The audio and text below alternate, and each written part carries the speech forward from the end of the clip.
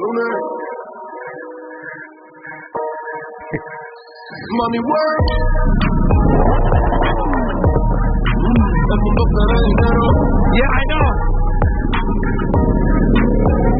Money work. Se arregla con dinero. Money work. Me quiero educar. Dormir en algún lugar. Y no vuelvo a trabajar. Si no hay cuadrito. Hopefully I'm all good, guys. I really want to come to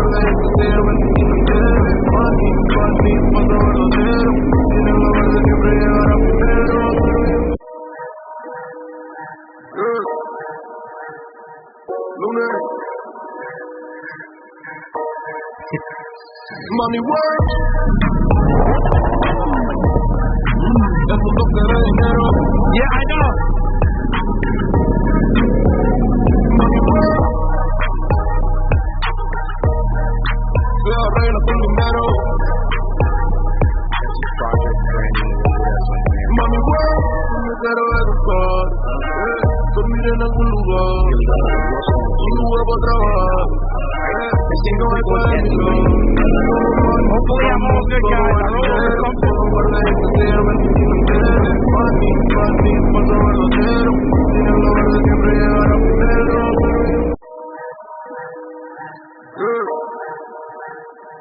Lunes.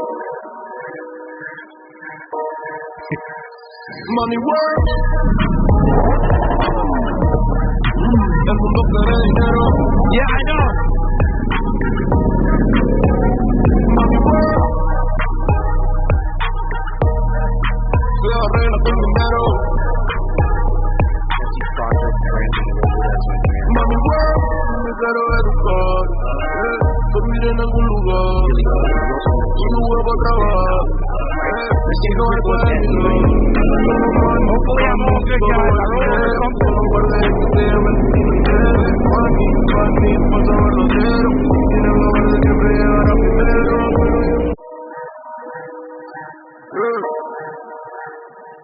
Lunes.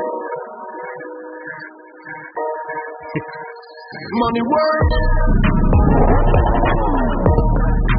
El mundo quiere dinero. Yeah, I know. Money work. Se arregla con dinero. Money work. Me quiero educar. Dormir en algún lugar. Y no vuelvo a trabajar. Si no hay cuadrito. Hopefully I'm all good, guys. I really want to come to Lunes.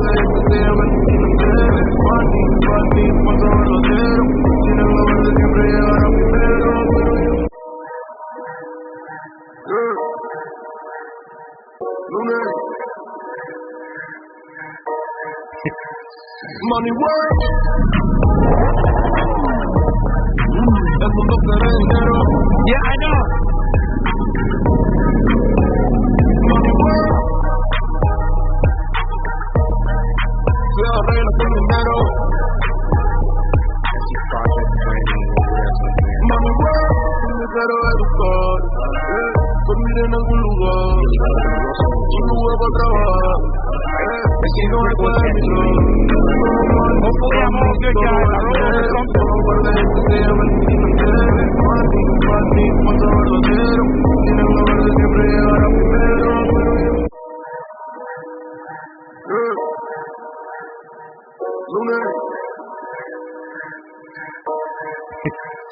Money work. El mundo quiere dinero. Yeah, I know. Money work. Se arregla con dinero. Money work. Me quiero educar. Dormir en algún lugar. Y no vuelvo a trabajar. Si no hay cuadrito. Hopefully I'm all good, guys. I really want to come to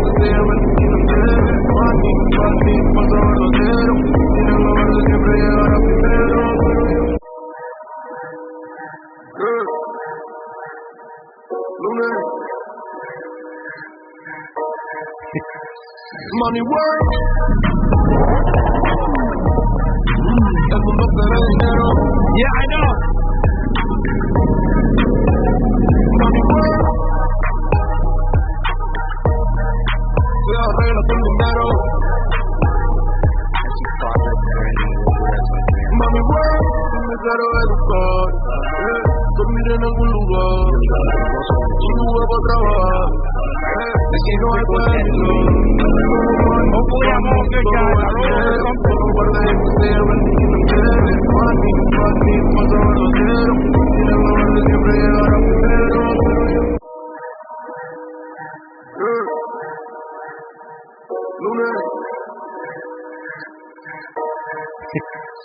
Money work.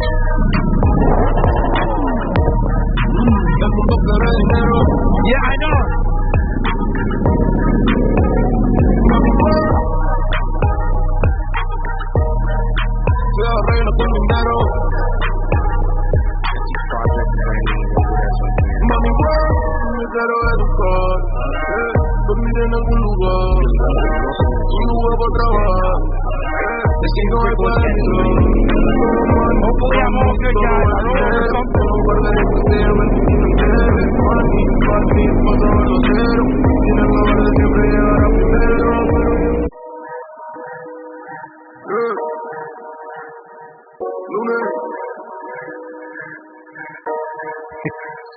Money work. El mundo quiere dinero. Yeah, I know. Money work. Se arregla con dinero. Money work. Me quiero educar. Dormir en algún lugar. Y no vuelvo a trabajar. Si no hay pueblo. Hopefully I'm all good, guys. I wrote over something.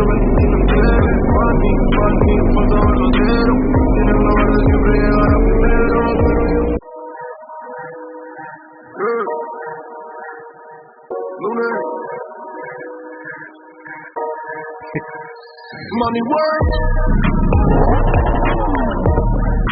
El mundo quiere dinero. Yeah, I know. Money work. Se arregla con dinero. Money work. Me quiero educar. Dormir en algún lugar. Y no vuelvo a trabajar. Si no hay pueblo. Hopefully I'm all good, guys. I wrote over something.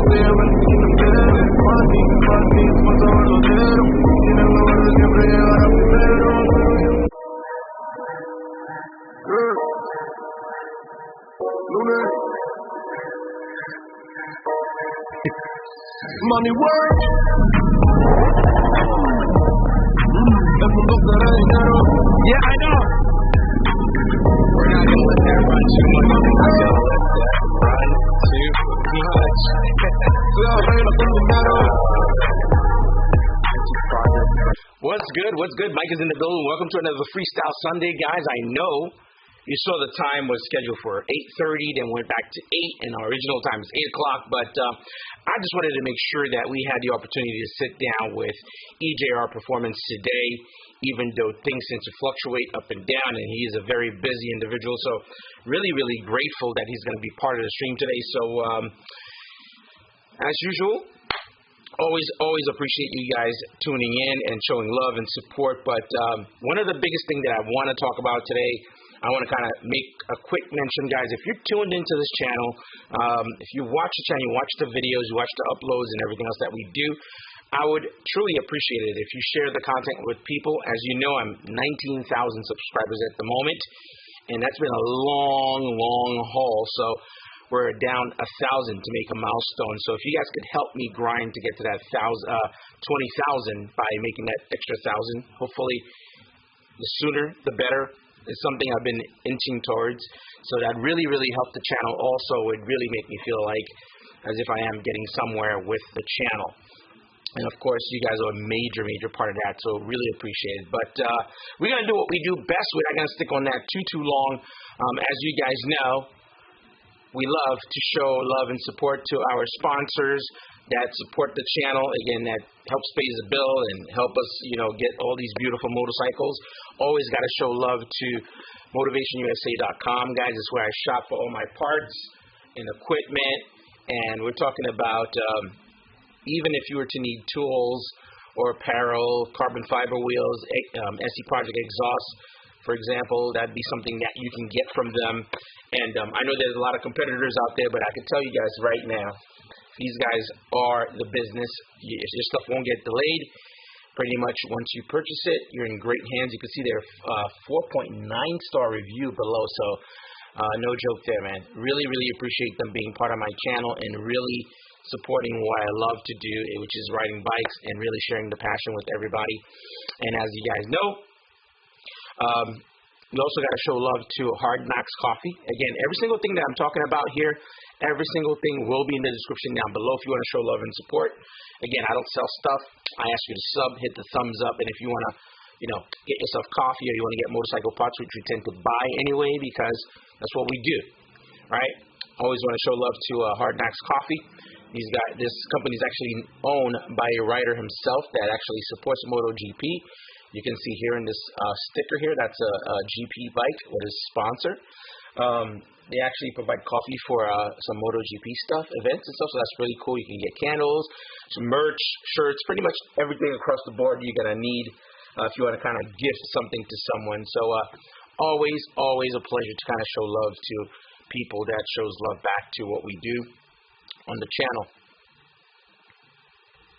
But we're going to feel the temperature as we always do, guys. Again, I'm very excited for tonight because, again, I was thinking to myself, oh my God, I'm going to confuse people because we're starting a little bit earlier than usual. Later than usual, and then we're starting early again. But I'm just excited to have you guys here. But we're going to do what we do best. And again, if you guys can, whatever that you can do regarding helping me get that 1,000 subscriber, this has been like a really tough grind, growing the channel and really understanding and figuring out how things work. That would really, really help a lot. I don't want to really go through the month of July and still trying to get that 1,000. That's going to be kind of weird. But let's do what we do best, guys. I always say what's up to everybody that's tuned in, that's come and watched the stream. So we're going to throw everybody up on the screen. Jock in the Box is in the building, of course. Thank you, sir, for tuning in. As you guys know, recently he went down and his bike got heavily damaged. He's going to be doing a build series or something like that regarding the motorcycle, which I have no idea what happened. There wasn't a backstory. I did check out one of his videos, his latest video that talks about the damage that's done to the motorcycle, so would love to kind of get a backstory to everything. We have Steven Turner. What's good, sir? And let's see what we got here. Governor D. Nice is in the building. Always glad to see him. And EJR Performance, of course, he's tuned in already, but he will be joining the stream shortly, getting settled. He did come from work to just kind of jump in the stream pretty much right after working and grinding and helping people with their motorcycles. So, again, it's a big deal that he's taking some time to actually come through and show love. And, of course, we got wifeys in the building showing love. Always nice to have great support. We have Duke of Fam, Florida. So really excited. We have Futuristic Vipers in the building. I haven't seen him in a couple of episodes, but really nice and exciting to see you on here, guys. Again, tuned in. Anybody you know that could join and sub or share the content. Let's get that 20,000. I want it. I need it. Let's make it happen. What's good with everybody, though, man? For now, we're just going to kind of be chatting back and forth. So around 8:30, we're going to be bringing Evan. Of course, he's the owner of EJR Performance, guys. What's really dope about all of this, guys, you're probably seeing myself coming on here. You're seeing artists coming on here. You're seeing road racers coming on here. You're seeing manufacturers starting to come here for conversations.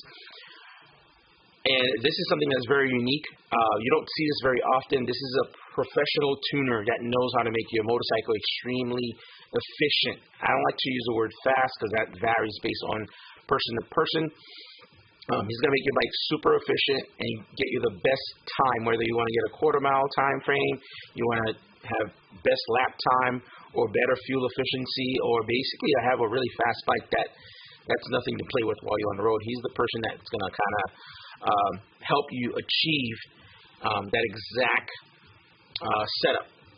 So one of the common things I've noticed, feel free guys, if you have questions you want to throw them in, you can definitely throw them on in, but just kind of recap again. We've met recently through our Detroit meetup that was held, that a lot of roll racers kind of went to and brought their bikes. Everybody tunes their bike, and one of the main thing I've noticed that's like a key thing that everyone does is start turning down weight on their motorcycle. That's like step one. We're talking about rotors, right? You know, there's only one rotor in the front. We're talking about air horn on your bike, or your horn in your bike that's been removed. Basically anything that's like not a complete necessity, those things always go. They don't really serve a true purpose.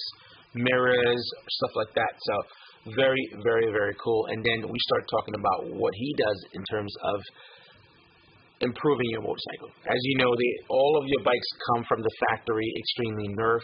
Something like the Street Fighter's nerf, like, you know, it's done that way, specifically that way. It could pass emissions. It's not too loud. It meets certain criteria. So that's super interesting. A guy like EJR Performance is going to unlock the bike truly, while still allowing you to be able to control it to the best, you know, of your ability. So that's pretty cool. Just checking here. I'm checking our bit rate here, making sure everything's always spicy. Connection is good. Always watching that, making sure that connection is really, really clean. But what's good with everybody, man? What is going on? For me, it's just so much has been going on. I've been grinding, dropping videos after videos. I do shorts on a daily now. They're just on a regular on the daily, and I'm dropping 2 videos weekly, and then of course the stream. So as you know, that's just a lot of work to kind of keep up with, man. Let's take a quick look at some of the EJR Performance Vincent. He's just doing his mascara. Let me just kind of quickly pull up a couple. I'll keep some of the comments up just for the hell of it. That way I can kind of quickly pop stuff up that's kind of interesting. But I think this guy is a very interesting conversation to be had, especially if you're one of those people that like to kind of don't want your bike to be stock, or you want your bike to be as it's intended to be from the very beginning. So let's see here. Let's see what yeah, it's going to be dope to see 2 podcasts on one room. Yeah, I'm glad you actually mentioned that. EJR does have his own live stream / podcast. You guys could definitely, I'm going to drop the link of his channel. He's currently at 23,000 subscribers. It'll be great if we can get him a couple more.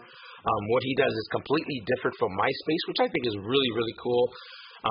What I do is very conversational, or people's backstories, or someone's journey into riding motorcycles. What he does is very niche and intense focus on performance, how to get it done, recapping races, and stuff like that. So it's very niche and very direct, and he definitely has a really nice setup where people are watching and listening to his stuff. Obviously, he knows his job well. Just see here. By the way, if you guys tuned in, make sure you hit that thumbs up. Want to get those thumbs up rolling again. That's the only way YouTube is going to suggest. Still showing my connection is good, but I like to see my connection saying excellent. Excellent's always the preferred connection speed. Good is good, but excellent is great. Let's see what else we got here.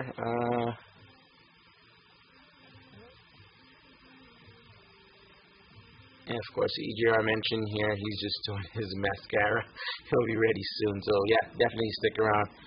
Yeah, by the way, if you guys have any questions, by the way, feel free to drop them in if you want to find out about tuning your bike. He's a specialist, by the way, on tuning Busas and Kawasaki. He actually owns 2 motorcycles, which we'll kind of recap and talk about. His Busa is extremely light. I've actually seen this bike myself. One of the actual clips that I uploaded of just seeing a blur going by, that was actually his bike. And it was moving so fast that you barely even actually saw the bike. You just saw a blur and you actually heard it. So very, very interesting. Let's see what it goes. futuristic Viper. What's up, guys? Hi, Anna. Hi, Mike. By the way, your sound quality is a little off. Yeah, I've noticed that as well too. When I checked a little bit earlier, I don't know, is it still sounding a little weird? What's going on? I feel like in my own ear, I sound pretty good. Maybe it's your connection. Let me know if you still feel like it sounds a little weird. Let's see here. Just keep me posted on the comment section. I'll definitely check to see what's good. We also have that guy Kells. Nah, let me clutch first. Only do Insta and TikTok. Same name everywhere. Oh, he only does Instagram and TikTok. Yeah, man. I wish I could actually get myself into doing other social media, because I feel like in the very beginning when I started doing YouTube, jumping on YouTube, I used to be very heavy on Facebook, heavy on Instagram, and I felt like I was stretching myself extremely thin, and I felt like I wasn't getting results on neither field.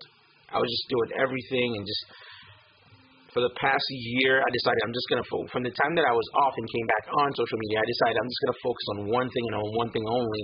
Once I get that to take off and start doing extremely well, then I can start venturing into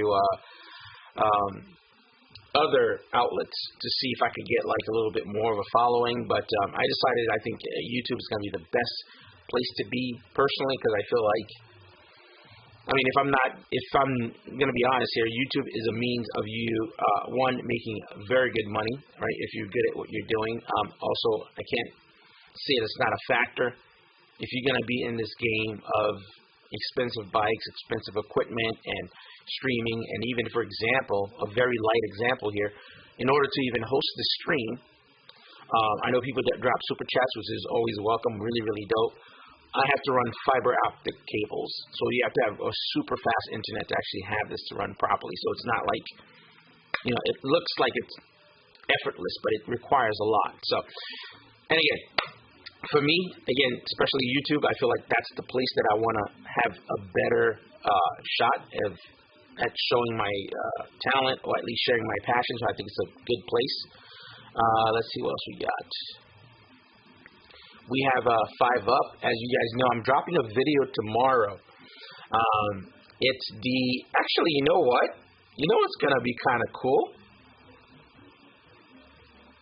We're already here, so I think I'm going to give you guys a little preview of that video. Give me a second here. By the way, if you guys do hear music, it is the graduation period. So people are having a lot of celebrations, even in my neighborhood and stuff, or like having events. Give me a second. This is going to be kind of dope to do, only because, let me try to do it with the Wi-Fi on. I'm just going to try to really do this quickly. I'm pushing that video that's going to drop tomorrow onto my laptop right now, and I'm going to play a clip of this video. This is me on the Ducati Superleggera, 128 out of 500. So that was like an amazing opportunity.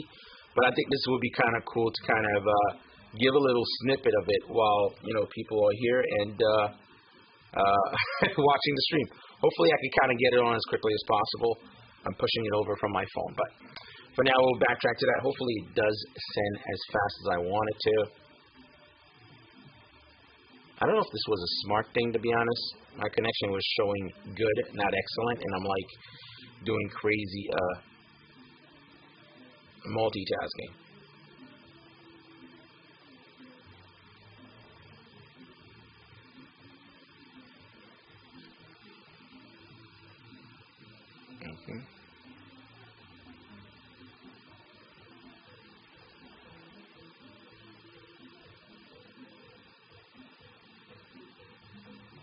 There we go.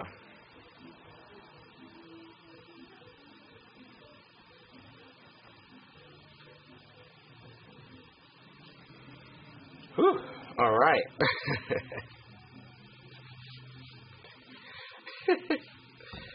You know, that's probably not a great idea.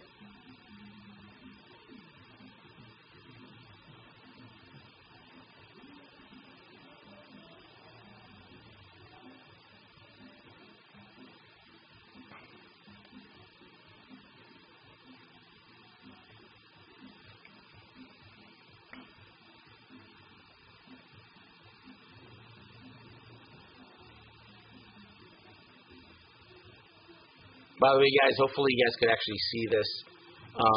It's showing my connection is good, but I think when I tried to push over that file, it really kind of hung things up a little bit. So we're definitely not going to do that. I don't want to risk getting any kind of poor connection issues. So I'm just going to keep on reading the stream. Actually, you know what? I could probably play it for you like this. It just doesn't feel right, man. You guys are probably going to have to see it tomorrow, but really excited for that video to actually go up tomorrow. So if you guys can, definitely tune into it. Drop a comment. Let me know your thoughts on the bike. Let's see what we got. Let's see. Governor D. Nice, from all the bikes you've ridden recently, which do you like most? That's really a tough one, man, because I'm finding that I like a lot of bikes for different reasons. That Kawasaki I'm mixing everything up. The Kawasaki ZX-10R was absolutely beautiful, really, really smooth, really. If you're looking for just an efficient bike, that bike would be great. Wow, it's tough, man. That's a tough question. I think if I had to really pick one and be conscious about the choice that I make, I would say for someone who doesn't have a huge amount of money and want to look for a very fun bike, a bike that's really efficient, that's fun, it has character, personality, and it doesn't feel like run-of-the-mill, the Triumph Street Triple. I know it's probably kind of an odd choice that I chose, but the Triumph Street Triple seems to be a very well-rounded motorcycle. If you want to do really fast pulls, you could do it.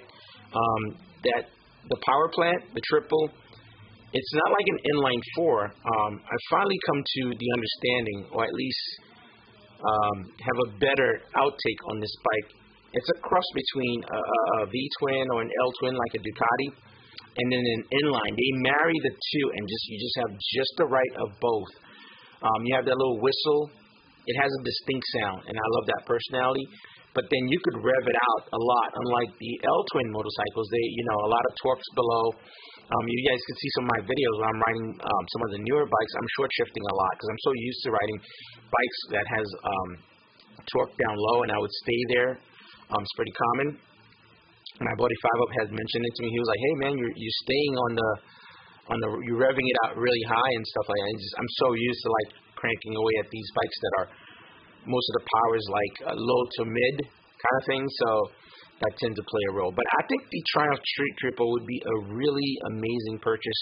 I think you can get one like $6,000, but you won't be disappointed at all. It's an amazing buy for what you're gonna get.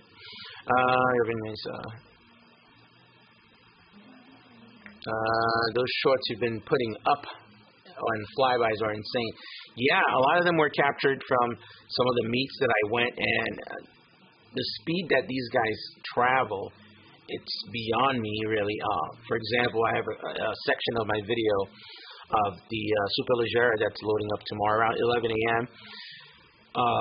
Both Motomac and he took me around because I didn't know the area, how to get back. And he was like, "Yo, let's do a pull." And I started, and I just couldn't. I was like, first of all, this bike is like totally not mine. And second, it's like you can't really be going hard like that. And I totally let off it, but the amount of gall it takes for you to continuously just hold the throttle wide open. And I'm not talking about like a stock bike, because at some point when you hold a stock bike's throttle, it goes up and then it peaks at plateaus. Like you get to this point where it's like, oh yeah, that's as fast as I can go. A bike like the Street Fighter, a Panigale, some of these bikes that tune at the ZX-10Rs and the Cowies, these bikes, when you pull the throttle, it's like a continuous peak. If you look at some of the charts, it keeps going just like that, and it could be very daunting for someone that's not accustomed to doing that. When I say someone, I'm referring to myself, that is. Let's see what else we got. What up, people? Back in another video. It was another video. That guy Kels. This guy's blowing up on TikTok, man. Really, really cool.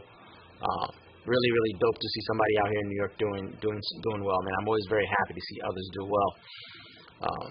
For me, I'm just sticking to this grind here on YouTube, man. I feel like it's the better payoff for me, in my opinion.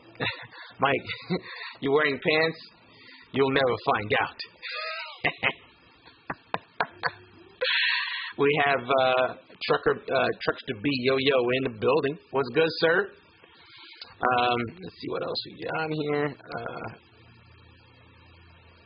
Let me see, futuristic Viper mention here. Mike, would you like to see active aero on bikes like the cars do? I think we might be going that direction. In my personal opinion, we're seeing the first wave of winglets appearing on motorcycles. That's one thing, but prior to winglets, we started seeing GP bikes being dipped down, which is, you see an iteration of that with roll racing, where you strap down the front forks to kind of keep the bike planted on their takeoff. GP is already doing that. As you can see, when they pull up to the line, for example, when I was out in Texas, when they pull up to the line, their bikes drop for that stretch. You know, when they start in first gear, full throttle, their bike is planted, and then dynamically it goes back up to stock height. So that's something that's already in the works, and you've seen people doing different versions of that up now, where they're kind of strapping down their bikes or lowering it. So active arrows, I could see that happening. For example, let me see if I could find a bike that I think that'll make a great example here. Let me just see here, because I believe that Honda might, the way Honda's design is, I think that could definitely work. Because Honda's winglets are not outside like a Ducati.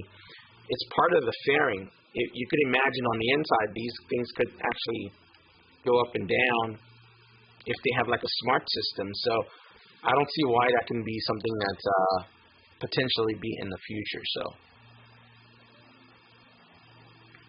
let's see what we got.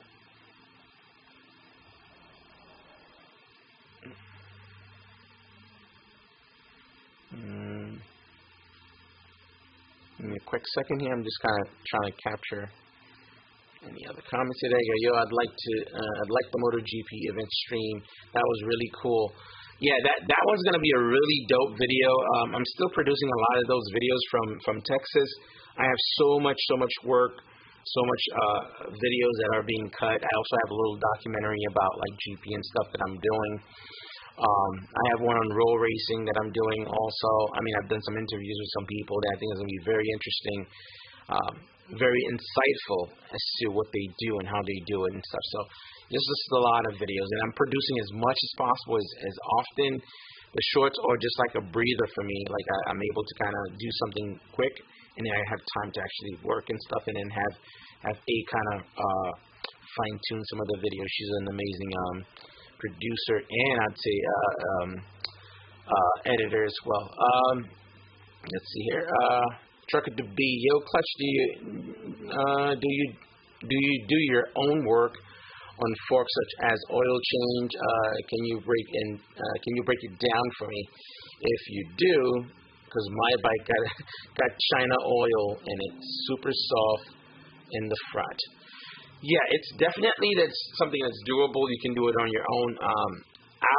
It's something that if your fork is not damaged to begin with, or they're not nicked, the oil's not leaking out, you don't have to take it to a shop. All you need is the right tool to kind of do that, to basically take it off from the triple tree. We're talking about you're going to have a stand. It's kind of a great question, by the way, because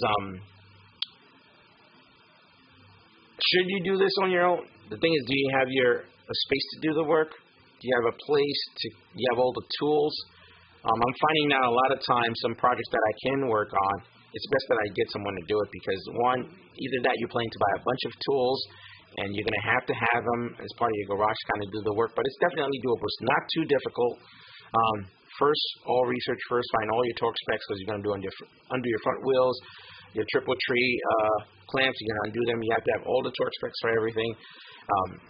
I think just changing the oil for the forks is probably going to be easy. It's just really zip bagging all the parts, writing all your torque spec. That's probably the part that's going to be the stuff that's going to take the most. By the way, Evan is ready. I'm going to be bringing him on, but let me just quickly, Mike, did you change mic? My mic sounds different. Somebody said, hold on 1 second, guys. Let me try something. I didn't change my mic, but let's see. Hey guys, does it sound better? Guys, let me know if my mic sounds normal again.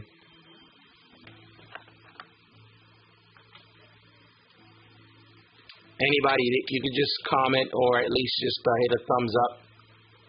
Let me know if the mic sounds normal again. It's possible in the mix of me quickly plugging everything to kind of get the ball rolling, I might have not plugged my mic all the way in because I was doing the Bryn tuning video, and I kind of moved my mic around. It's possible that I just didn't plug it in all the way. By the way, I just wanted to say good looks to Ducati fan Florida for the super chat. Always appreciate it, man. It's definitely a big deal. Wow. 5-Up mentioned, where's gay EJR Performance? All right. Let me just say what's up to Powermoto. Of course, he's here. Happy 4th of July to you, too. Guys, before further ado, I got to say what's up to Evo. Yo, Mike, you got a vid coming out of when you're hanging with my boy Hunter in Texas. Yeah, man, I got some really cool stuff with Hunter Honda, but I just don't know if it's okay to kind of put some of that stuff out as more private, just us hanging out talking and just vibing and stuff like that at motivation. So, and he seems like someone that's very very private, even though he does YouTube. He likes to keep his personal life private, so I'm trying to be respectful of that. I'm not looking to chase views because of who he is and he has a big following. I thought it was really cool that I got to chill and met up with him and chat, and he even invited me to ride his Honda CBR, and I rather cherish that moment myself and just enjoy a good time with somebody that I thought was very cool instead of me having to try to get clout off of it because of who he is. So that's probably, if you don't see anything regarding Hunter Honda, that's the reason why. All right. We'll jump back in again. Just listen to this one. All right, guys, let's bring on EJR, okay? 1 second.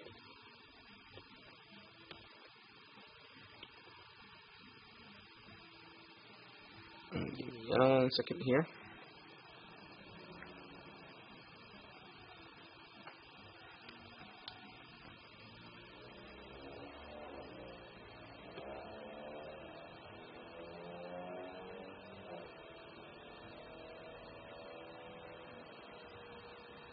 Let's see here. I'm just getting everything all ready.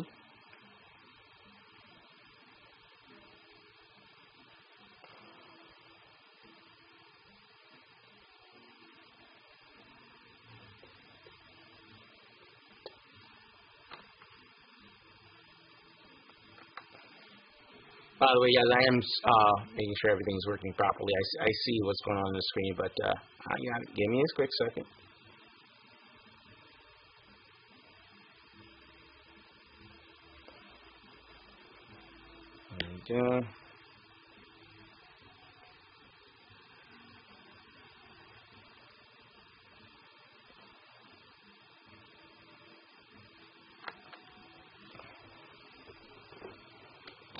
There's always a little thing that comes up every now and then, but you know how it is. There we go. Oh my goodness, man, that was intense for a second there. All right, here we go. Back to stream. Just give me a quick second, guys. We'll have him right on. Man, I swear to God, the amount of stuff that happens when you're actually doing one of these streams and how nerve-wracking it could be for you to be able to perform it.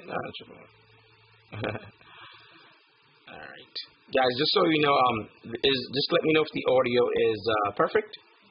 His wifey just messaged me saying, triple check your audio.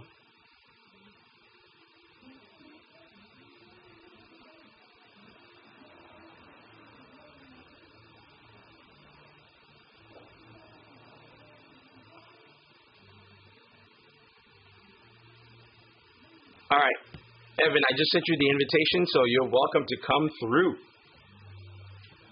Wow, that was intense, man. All right. By the way, he's going to be probably the cleanest person I've hosted because he does do a stream as well, so he knows how to set up his camera and make sure it looks right. So it's going to be really cool. Evan, your invite has been sent. So on you. Let me see. I'm just listening to the last stream with Easy. Sounds better than last week. There we go. Hopefully, you guys, how does it sound? We sound good? We sound good?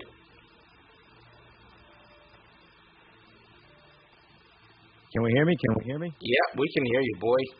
Sweet, sweet. We can hear you guys. Let me just pull. Welcome Evan to the stream, guys. By the way, how's my voice sounding? I think I didn't plug my mic all the way since I was just kind of setting up. Do I sound good? Well, you sound better listening to you through Zoom, so it could be. I have to hold on. Let me listen to it on the YouTube as well. Yeah, I'm just curious here.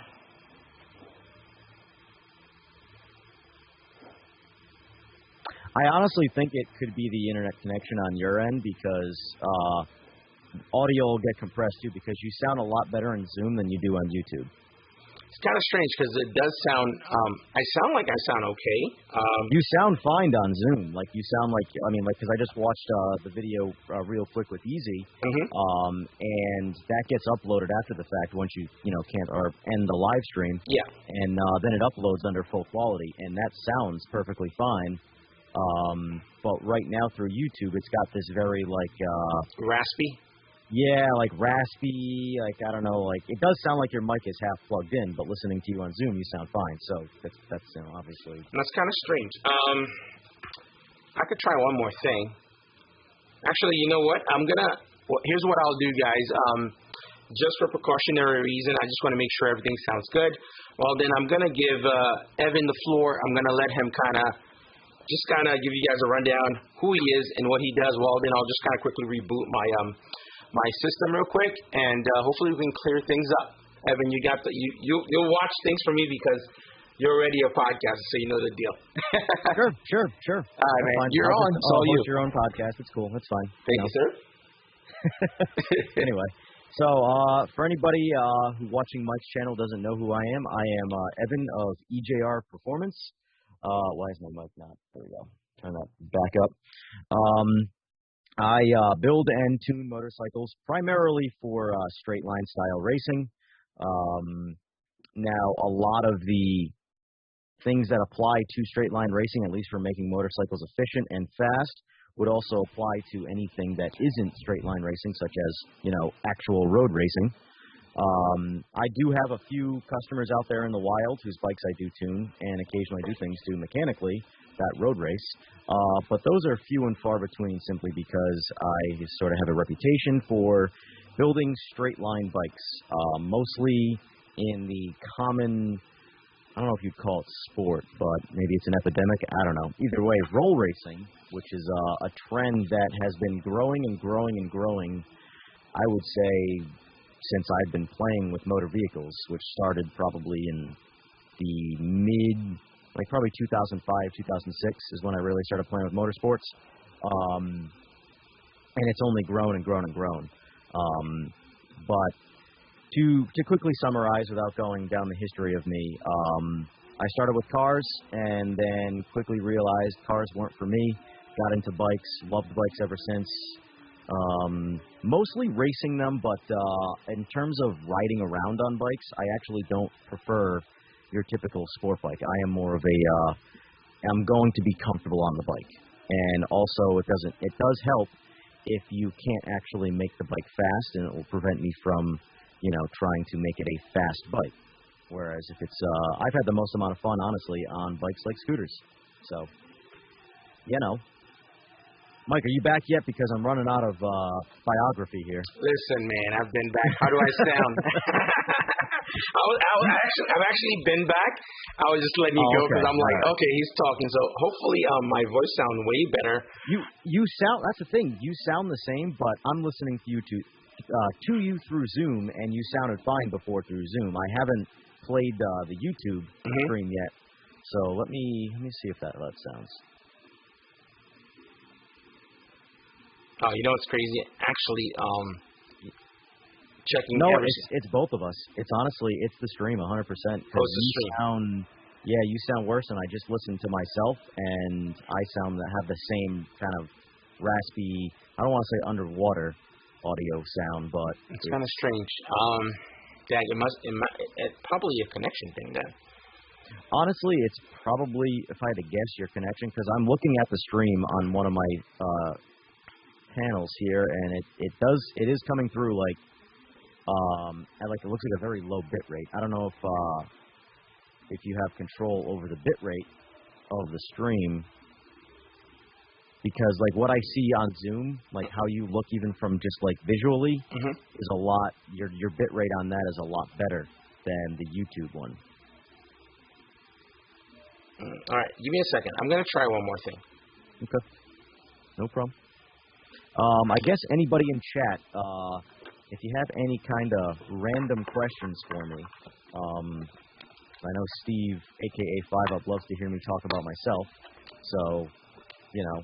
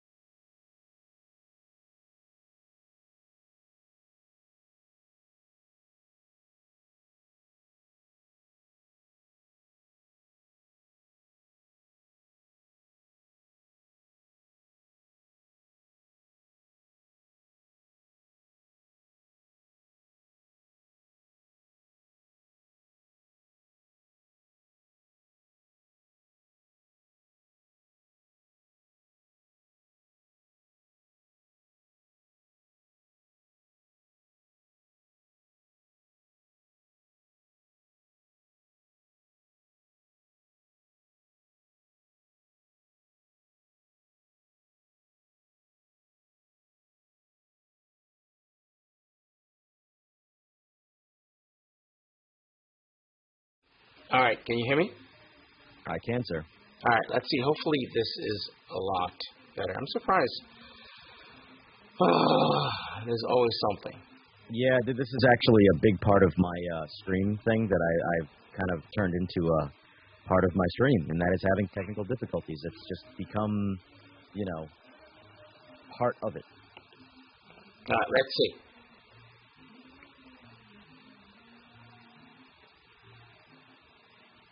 All right. Cool. Now, I hear you on Zoom, by the way. I see you on YouTube. I see us both on YouTube, but on Zoom, I just see... I dropped just a thumbnail, to see if that's going to... Okay, all right, that's fine. I don't need to look at you.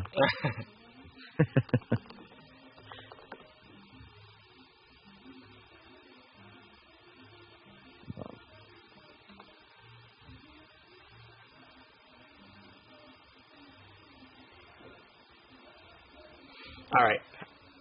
Oh, wow. It's just, why is it dropping the data? It's kind of a strange thing.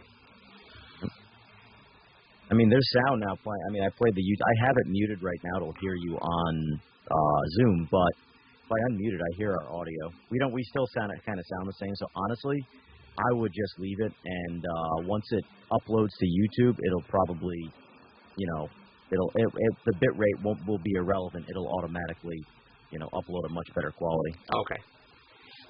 Which is also what I'm technically comparing it to with the easy one, because the easy one is considered pre-recorded now because it's no longer live, and then YouTube, you know, I guess not buffers it, but... Hey guys, just a heads up, I think we're going to keep it moving. We've troubleshooted pretty much everything that we're doing on all sides. My side, Evan's side seems to be just fine, and I'm watching the bit rate and everything else. Some reason, usually it's always excellent, and YouTube is only allowing good conditions. So I'm assuming, as Evan mentioned, he encounters similar stuff like this. It's more of a YouTube issue. So hopefully you guys can actually make us out to some degree here. Yeah, I mean, and from my end, just listening to the stream, it's definitely audible. Like, you know, it's just one of those things where if people are used to a specific type of sound, they might not get what they want this time around. But everything is audible. Keep it as is. All right, cool. So, all right, here we go. Steven Turner. All right, guys. So we're definitely going to, I can hear you. That's all that matters. All right, good. All right, so here we go, guys. I know this has been a little bit weird. today, but usually it's a lot like that. As you're doing these streams, you're becoming like the technical guy as well. You're also troubleshooting a lot of this stuff. Usually I'm doing it on the back end. Actually, often that you guys don't even see it. I'm actually troubleshooting stuff as we're going because they tend to happen as well. But if you guys want to find Evan or EJR Performance, of course, it's his company.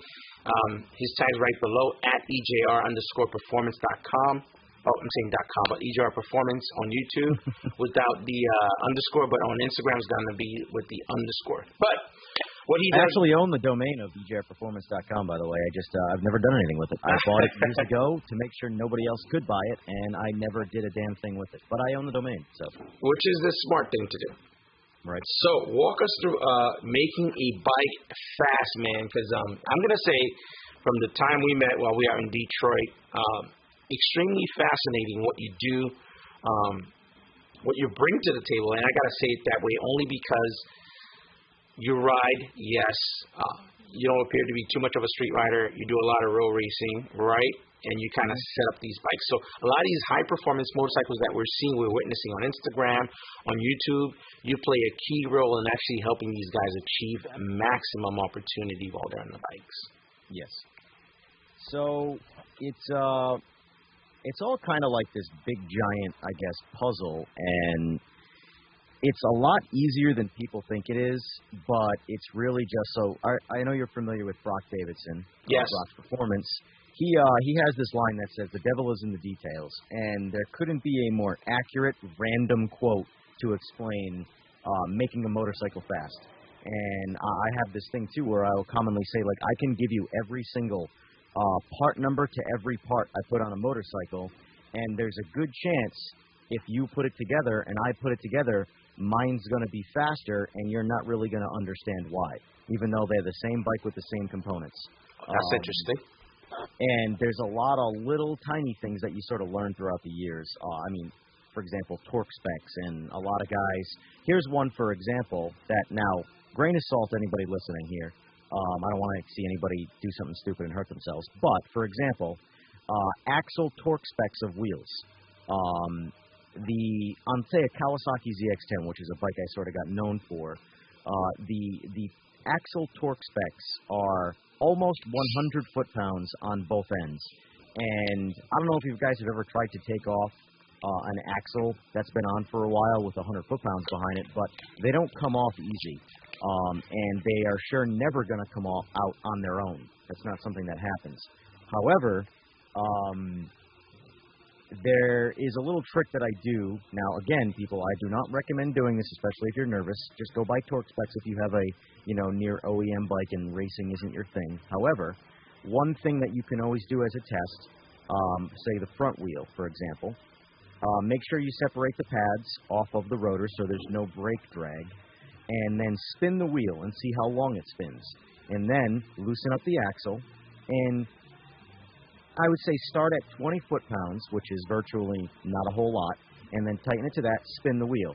And keep tightening it until it's, you notice that it starts spinning less. So, say, I don't know, here's one thing I can explain why. 50 foot-pounds of torque on, say, a front axle. The front wheel of my ZX-10 spun for 35 seconds with no brakes. Okay. When I loosened it up to 30 foot-pounds, it spun for over 2 minutes. Now, the reason for that is because you're putting extra pressure on the bearings. Now, I don't recommend just tightening your axles to 30 foot-pounds and then, say, riding across the country if you're that kind of guy or if you're casual. But for somebody who, say, builds a motorcycle specifically for a particular race, and the bike may be serviced after the race or something like that, that little trick there applies to all forms of motorsports in terms of racing motorcycles. Road racing, drag racing, roll racing, whatever it is. So if you're that person like me who you clean and grease your chain regardless of if you go 100 miles, 500 miles, or a mile and a half down the road, you do that same process every time you're off the bike, and you pay attention to every little thing on the bike, then, explore things like that. However, if you're that guy that chooses to sort of, say, put the bike together and then never look at it again, maybe in 5,000 miles change the oil and then just put gas in the meantime, I probably wouldn't recommend doing things like that. But in short, I know that was a long tangent. That is an example of the devil is in the details. Something as just simple as torquing down axles will affect how easily a bike will roll under you, one human power pushing it around. So that stuff translates in the racing game where the littlest tiny thing you're looking for an advantage over the other guy, you know. I don't know if that answered your question because that was an insanely long tangent over axles. It's okay. It's okay. I think in this stream people are going to find small gems and stuff because there's just so much to cover. For example, this is something I've never really seen often. Coming into the road racing scene, or at least seeing some of the races that you guys do, I'm seeing a lot of single rotor bikes, no rear brake kind of thing. So I'm seeing basically, you know, a lot of weight reduction. So I'm assuming for less drag and stuff like that. These bikes, would you say they're just tailored for that, right? Not for anything else. You can daily a bike like this, correct? Yes. I do. So just to real quickly, we'll bring up my personal ZX10. The bike in its straight line max effort, as the term is used, thrown around so much in the racing world, as opposed to like minimum effort, give a shit effort, whatever. But a max effort bike, you typically see single rotor, all that stuff. My bike is 345 pounds with no fuel. I gotta make sure that that's out there, red dress, no fuel. That's how I weigh all the bikes. And everybody assumes that the bike will be heavy if it had its regular amenities on, say, a road racing bike or a bike that they would have. So believe it or not, my bike would only be about 355 pounds in full-on track-ready, like actual road racing track-ready form. And that's still with the headlights and the taillight and all the OEM bodywork. Which is, Steve, if you could, I know you're watching, 5 up in chat. I can never remember what your Super Legs weight is, but that is like sort of the poster child for like the lightest production bike, because his bike is very light considering it's essentially, you know, what you buy when you buy it. I know he's got the winglet delete, which I know is very painful to you, Mike. But for me, on the other hand, it's glorious. A lot of times too, for watching the Ducati guys tremble before they go to sleep at night. But no, I mean, that bike is very light, and that is like, so 376 no fuel is what he says. So now, and the thing is, that is a near production bike. If I had to guess, it might weigh 380, 382 in like all completely stock no fuel form.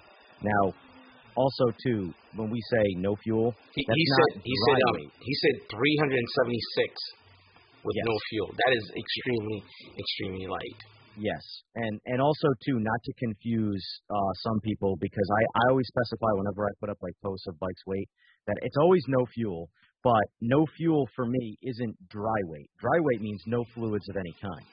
I have everything at what it should be for a level except zero fuel. The reason why I do that with zero fuel is because weighing a bike with a full tank, well, every bike has a full tank. Every bike has a different amount of fuel from the factory.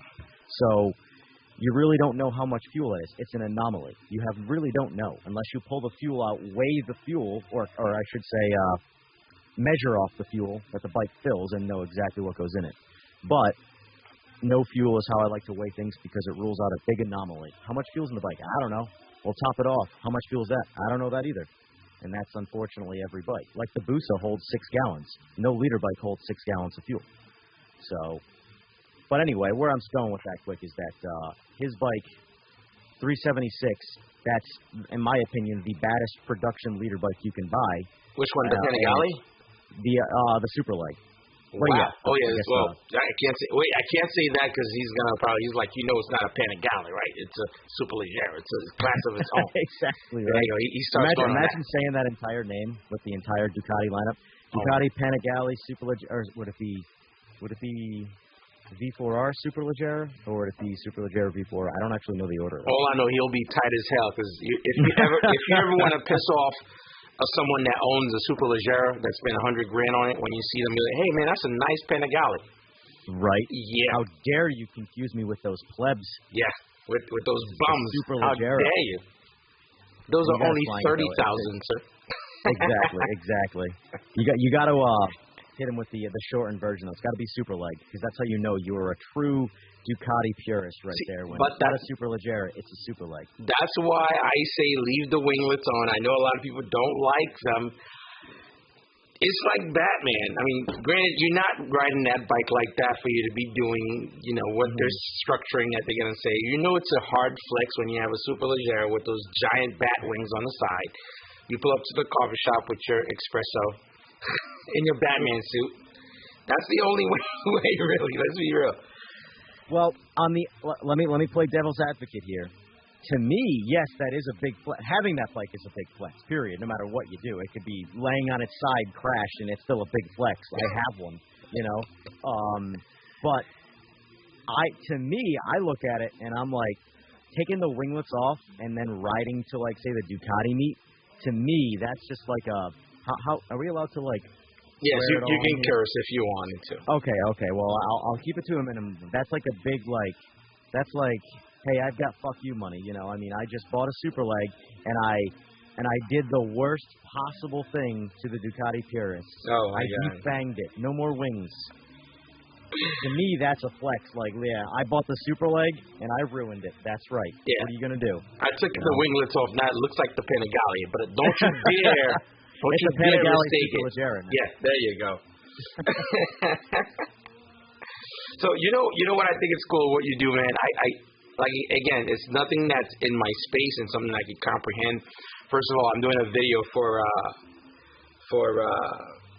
how do you call it, Brock's Performance. And I've never really tuned my bikes. I've always been very fortunate every time I'm doing like a tune or something like that. I've done a Rapid Bike Evo, which was, now that I'm thinking about it, pretty stupid. That was a lot more work. I took the bike completely apart and rewired it for a piggyback system for it could relearn the fuel mapping. And I don't know, maybe I was a little bit dumb because I took that as if it wasn't too bad, but that was a ton of work. But I did the flash for Bren tuning, and I think what ended up happening, 5 Open was like, hey, I'm going to help you. I'm just going to give you all the tips and stuff, and all you're going to do it. And it's not to blame anyone. It's really myself. I got into a very comfortable zone. I'm like, yeah, somebody's just going to guide me through this.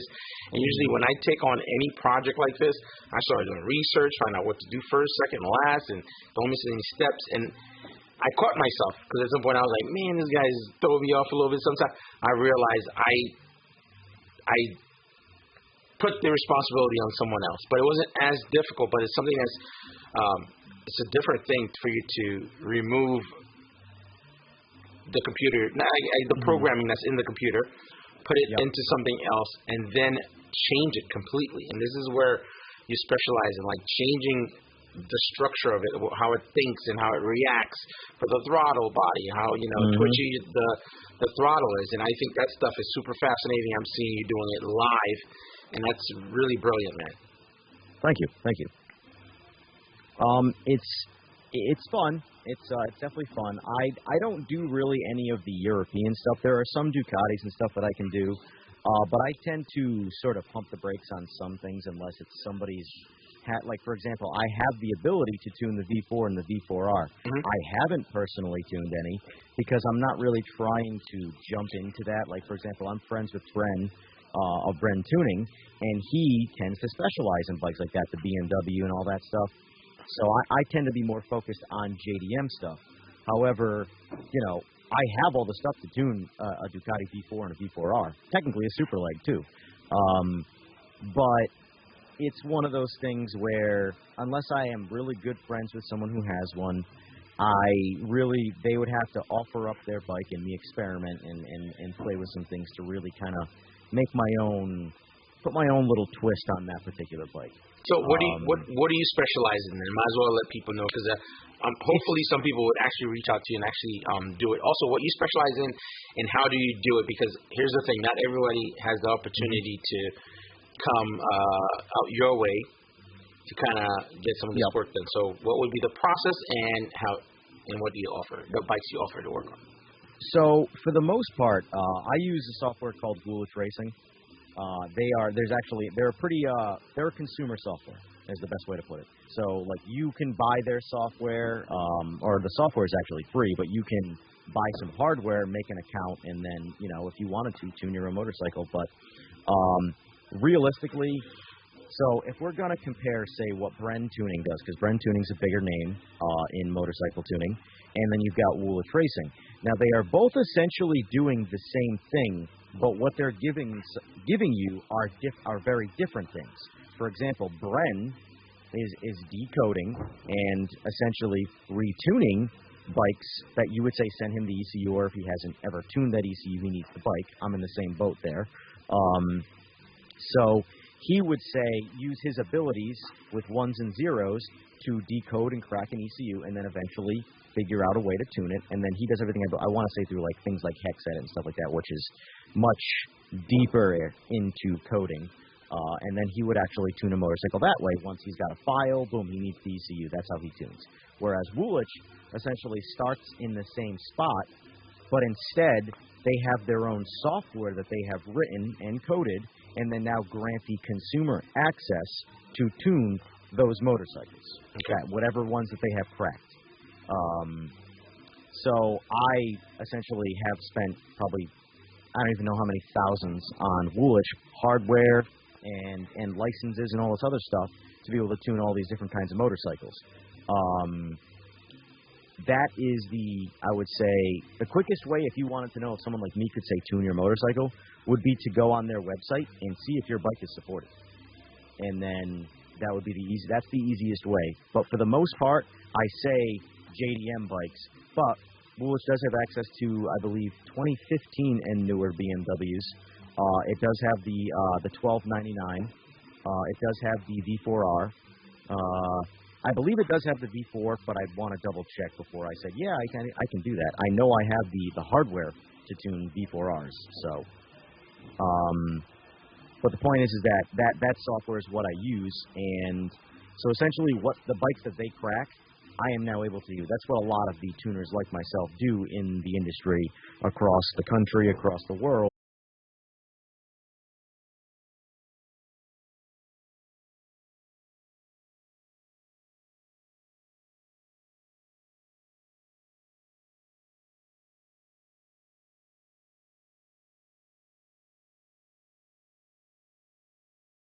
Can't tell if I lost you. Nope, I'm here. Go ahead. Okay, yeah, because everything cut out on my end in terms of... what was the last thing you heard me say? Your direct tuning. I would recap from that. All right, all I was going to say was, the one thing I wanted to add in the end is that this is all direct ECU tuning. It's not piggyback-related stuff, so it's not Power Commander, it's not Pizzazz. What was the one that you said you used? I use Brintune, I use UpMap, and I've also used Rapid Bike. Rapid Bike's the one that I'm most familiar with. Yes. Yeah. By the way, Brent is direct to ECU. Rapid Bike is, I believe, piggyback style. Mm-hmm. By the way, guys, the connection should be perfect. The audio should be perfect now. I've been, as Evan's been talking, I've been troubleshooting and working on stuff, so it should be perfect right now. I got the connection to be excellent, so hopefully you guys will be able to hear that as well. I've been doing a lot on the back end, I'm sweating, but it looks like I'm working and I'm listening at the same time. So, yeah. Gotcha. So here's the thing that I wanted to quickly ask also. So let's say I'm right here in New York, right, and I want to get you to tune my bike. What's the process? Do I send you something? Do you send me like a module? Like, how does that work? Because I've seen you do it like face-to-face with people. If you plug their bikes, I could see that. That's how it works. But in that manner, how would that be? So it depends on the bike. For one thing, if it's a bike that I have actual access to with the software that I use. So let's just hypothetically say it's a ZX10, since that's my biggest thing that I am known for, despite having tuned so many other different kinds of bikes. It's the bike that sort of brought me to the stage of doing this.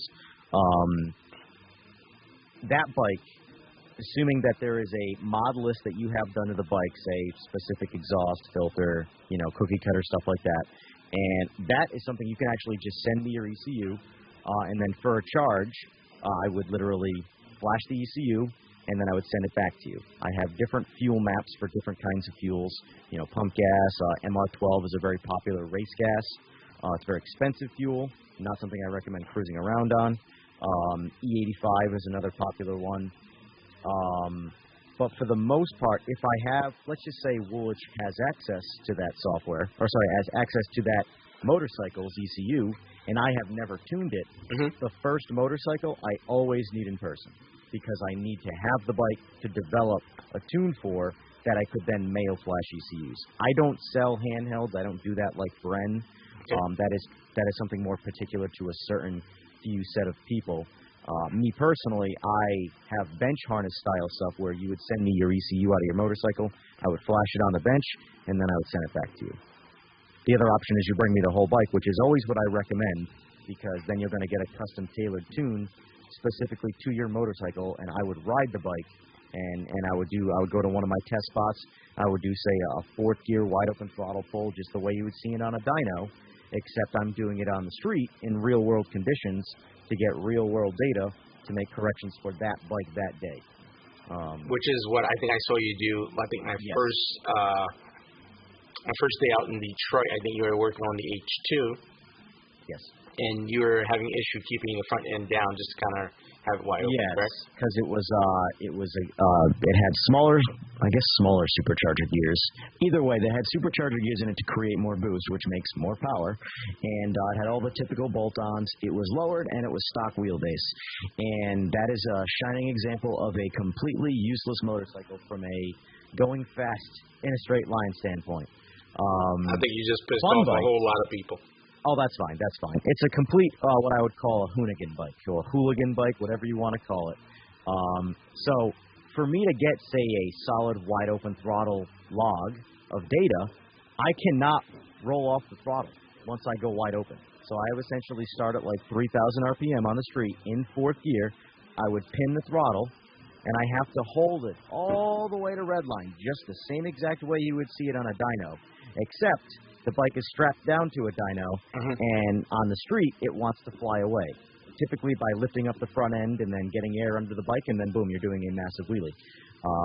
The problem is, when doing that on a street on a bike like that, as soon as it starts to come up, and it's continuing to come up to the point where it's going to loop unless you let out, once you let out, or throttle it to keep it down, whatever you got to do, that log is now junk, and you have to do another one.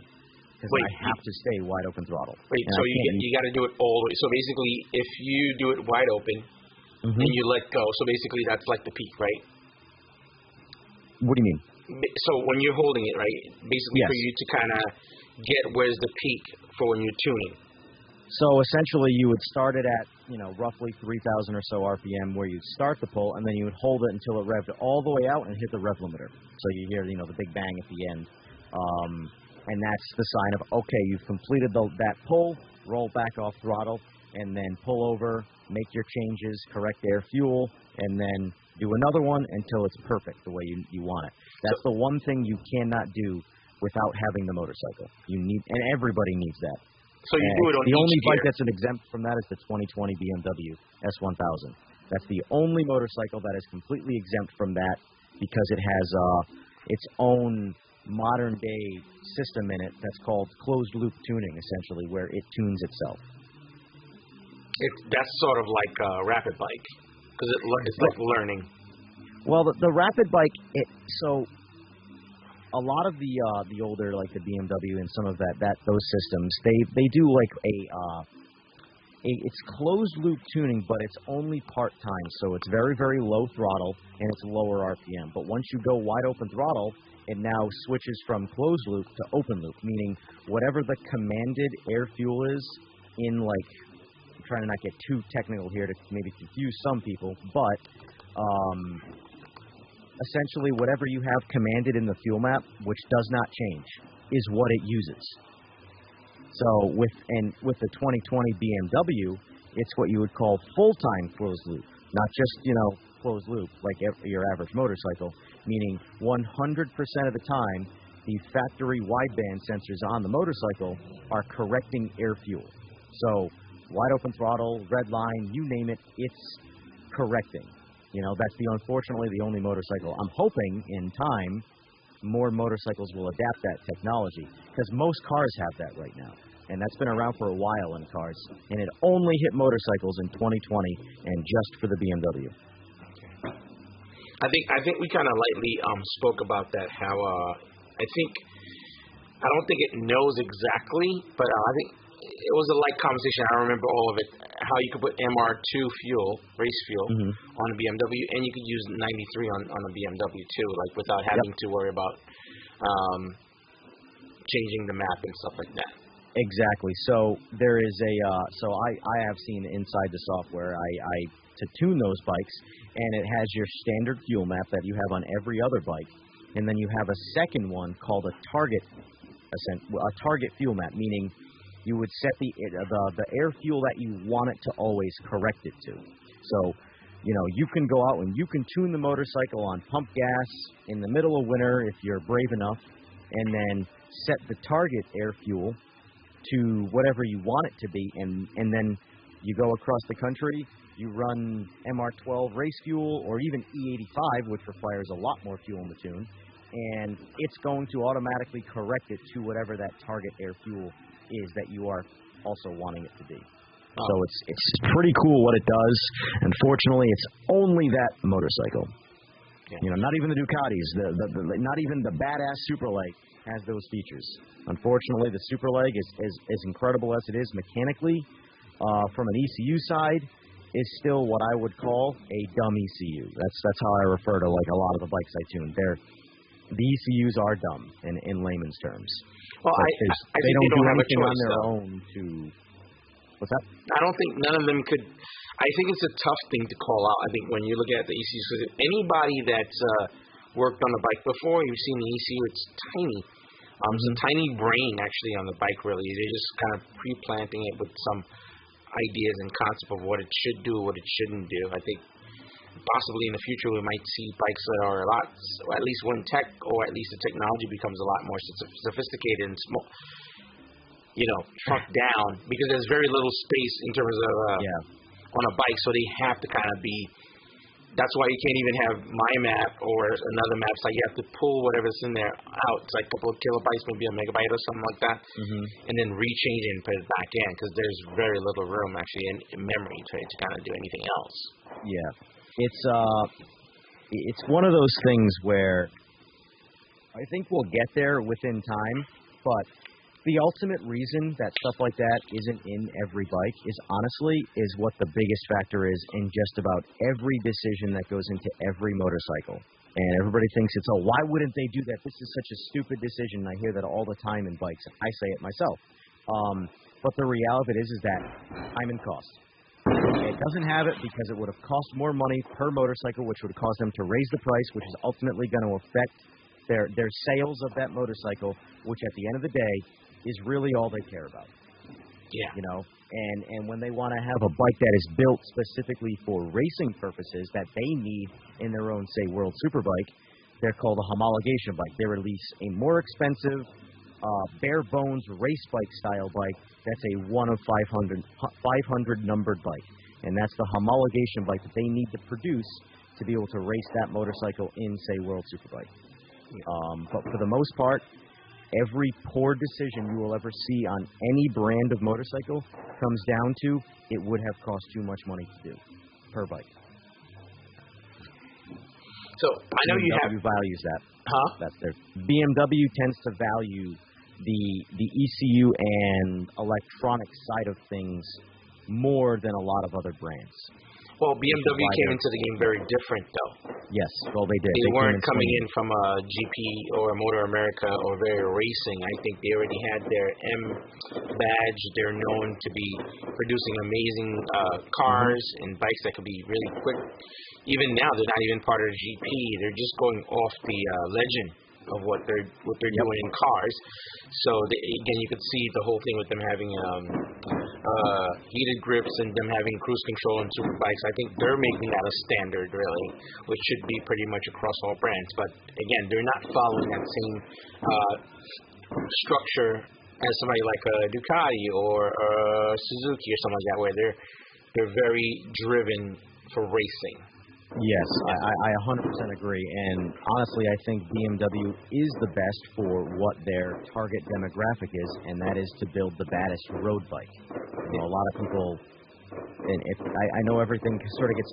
I'm talking specifically here superbike style bikes. So S1000, V4, stuff like that. I think BMW makes the best road bike because it has all of these features that sort of make it a one-size-fits-all superbike. It does everything you want it to do. You really don't have to do a whole lot to it if you wanted to. It's a pretty amazing motorcycle. It's not my motorcycle of choice for the die-hard straight-line racing thing. Badass engine, makes great power, but all of those super cool electronic features, unfortunately, a lot of the times, get in the way of what I'm trying to do. That's sometimes where, say, a dumb ECU, as I would say, is actually more preferred because you're able to be smarter than the ECU, whereas the BMW is trying to be smarter than you, in layman's terms, I guess you would say. Well, which makes sense. I think a lot of people are even biting BMW now because you see, I think, I'd say maybe 2014, where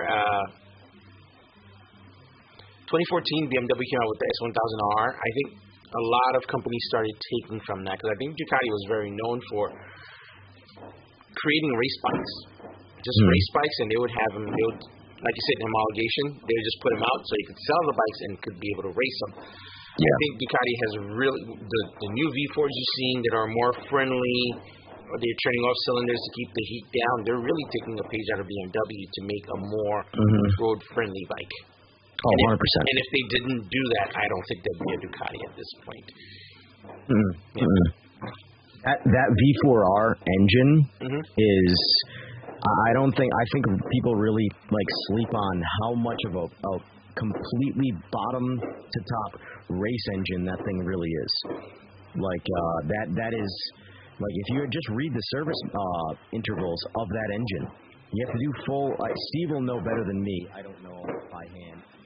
But the breakdown intervals of even servicing, as in completely tearing the engine down to refresh it, piston rings, stuff like that, that's part of the service of that engine, like the normal routine service. That's not like that on any other engine because that is a wild race engine that you get in a production motorcycle, and there's a lot more engine there than even just the V4.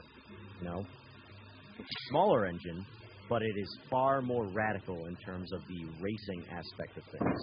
I'm finding out the V4 engine are becoming, the V4 engines are more of a race specialty bike. I don't know, well, you probably know this, when you ride like an inline-4, maybe a standard a V-twin bike, when you're not even looking at the dash and you could hear it, you could feel it when it's time for you to change gear. I'm finding something that's very interesting about the V4 engine. You can go into first gear and you crank it, or second gear you crank it.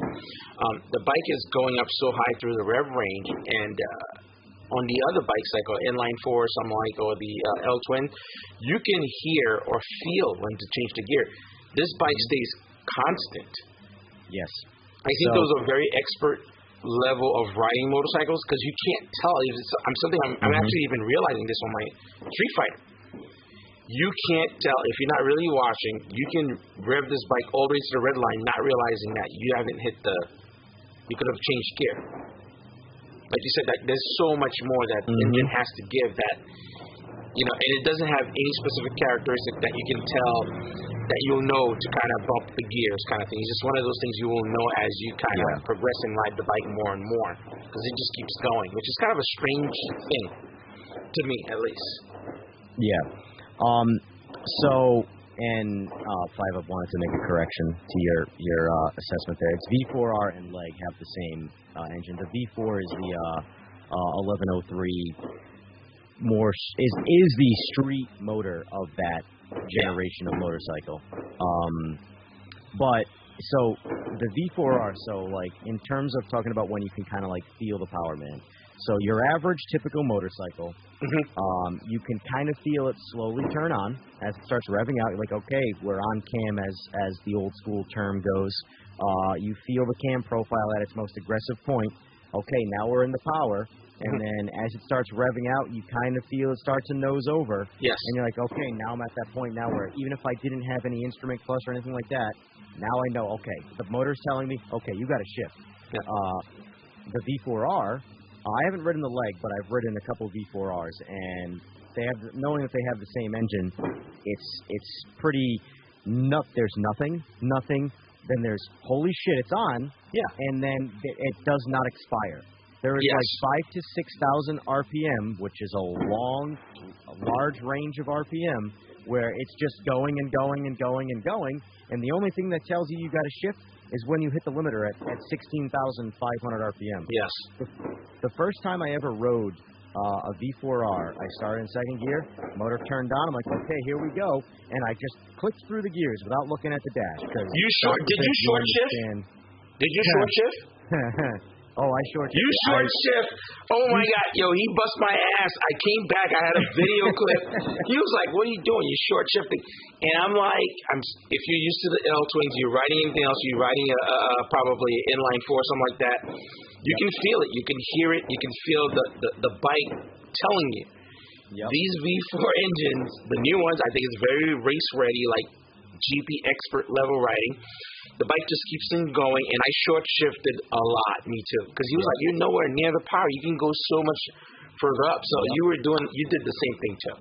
It literally. So I went through the gears and I listened by audio the first time because I don't know about you, but no offense, Ducati guys, but I don't know what the hell's going on still to this date with the shift lights and the RPM. Like, which one is the shift light? What color? There's so many different shades of orange and red and blinking things and warning lights. Like, just do nothing, and then when you want me to shift, do one thing. That's my favorite kind of shift light. Nothing, bright light. Okay, that means shift. That's what I like. That's how I like my bikes. Anyway, now that rant's over. No, here's the thing. So I got to tell you, because when I came back, I'm like, I'm going to go back to the manual and kind of go through this. So on the V4, the new stuff, as you're going, when you see it flash, you might be between 6,000 to 7,000 RPM. You see it flash inside, that means your nannies are kicking in based on how high they're on. Yep. And as you go further up that, right, you 12,000, 13,000, you'll see it flash. Okay, you can definitely shift there. Right at the upper of the screen, there's a red and an orange. When you really like bouncing off the rev limiter, like I'm assuming that's expert level, which I'll probably never see, that's when you shift. Like if you're racing. I mean, this is where a 5-up you could... What's the light that would be right before, say, the hard rev limiter? So the hard rev limiter, it would be like when you hear the engine go bam, bam, bam, bam, that's essentially my audio version of it. When you cannot accelerate any more in that gear, you are at the rev limiter, that is it. It's time to shift. Yeah. I want the light right before that happens. That light is at the upper right. I still don't know what that is. It's on the upper right. Let me see if I can probably show you guys this. I think I have a camera here. Hold on one second. Okay. I'm going to let you chat real quick. Oh, man, I don't have this all plugged in. God damn it. That's fine. Do your thing. I'll say what I was going to say about that V4. You know, I'm going to take a photo of it. At least kind of show. Okay, I'll let you do your thing. Hold on one second, guys. So the first time I rode that V4R, I went through the polls. The power turned on. I had listened, and I had heard a solid 3,000, maybe 4,000 RPM of constant power, and I just naturally shifted. Went to the next gear, same thing, shifted. I'm like, cool. And then I'm like, that felt pretty good. And then I did it again. Only this time, I decided, you know what, I'm going to rev it out and hit the limiter intentionally just to see what I have to play with RPM, because I don't know what's going on this dash. It's just it's literally the 4th of July on the dashboard every time I start to rev the bike out. So I ran it all the way out, and lo and behold, I was shifting about 2,500 RPM too early. I was shifting right after 14,000 RPM. So you can see on a Ducati V4R, and they go 16.5. Right, that's where. So I made sure to at least shift it after 16,000, and it went quite a bit faster. And yes, there's no rolling over on that motor. It turns on and it stays constant until you stuff that hard limiter at 16.5, and then at that point you know you've gone too far. So anyway, that's my V4R. I'm totally back. All right, cool. You put up your picture. I'm actually going to grab myself a second beer so I can keep rambling. Let me see here if I could kind of. Oh man, this thing is stupid sideways. Let me see if I could just lock it. Just want to be able to show you guys this. Again, I can definitely understand what Evan is saying. Let's see if I could lock my screen here. I am back, by the way. There we go. Locked. We get sponsored by Milwaukee for anybody watching. Milwaukee, my favorite tool brand, and I was given this beer bottle opener for Milwaukee. So, by the way, I want to ask you: is either the software, Zoom, or someone on your end controlling my mic volume? It's automatic. I think it's Zoom that's doing that. It has a. Okay, because I keep going to adjust my mic because it's not where I leave it for my stream, and it's in a different spot every time. There's an auto, I think. So if you can see here, that's the dash. I'll just play this again. Looks familiar. Looks like Christmas. You'll see where it flashes when it goes on. Okay, you see the top twos that went up? The other side, the right there. That's going to be a hard gear switch. But I don't think most regular riders will never hit that, man. That's high, and I've pinned the bike pretty high, and I don't know. I don't see. You have to be like a track level expert rider to hit that. I've never seen mine flash, and really, I've seen it flash when we were talking about from 1 to 15,000, and you redline around 15,000. So you have to be extremely courageous to hold that open for that long. Can I critique you real quick? Yeah. I don't think you're giving yourself enough credit. I think you'd have no problem doing it if you went out there on a nice long straight road and just did a little bit of sending at practice. I think you would get it quicker than you actually expected to. You think so? Yes, I do. 100%. Now, the road racing stuff, that's, that I don't do. I'm not even going to pretend that's going to be easy to do. But at least in straight line, like once you get comfortable on a bike, and I think you'll find that the more you do it. Now, if you've never ridden a bike like that before, and the first time you get on it, yeah, I fully get it, And then the more time you spend on it over time, it's going to get easier and easier and easier. And before long, you're going to be that expert level that you're referring to, and you'll be like, oh, hot damn, look at me, And I say that because essentially what I do for a living is I sell you, I guess, legal drugs, and that is horsepower. So I get you essentially addicted to going faster on a motorcycle, And your bike is fast to you at first. Oh, wow, yeah, I got to completely relearn how to ride this bike, and you keep doing it and doing it. And before long, over time, the bike starts to feel slow to you. The bike hasn't changed. How you interpret the feelings of that bike has changed. Yeah. And then eventually, you want more. And that's sort of my specialty. I've just mentioned here, it's 15,500 RPMs. That's just a lot, man. I don't know if I'll ever hit that, really, to be honest. And I believe I have faith in you. I have faith in you, sir.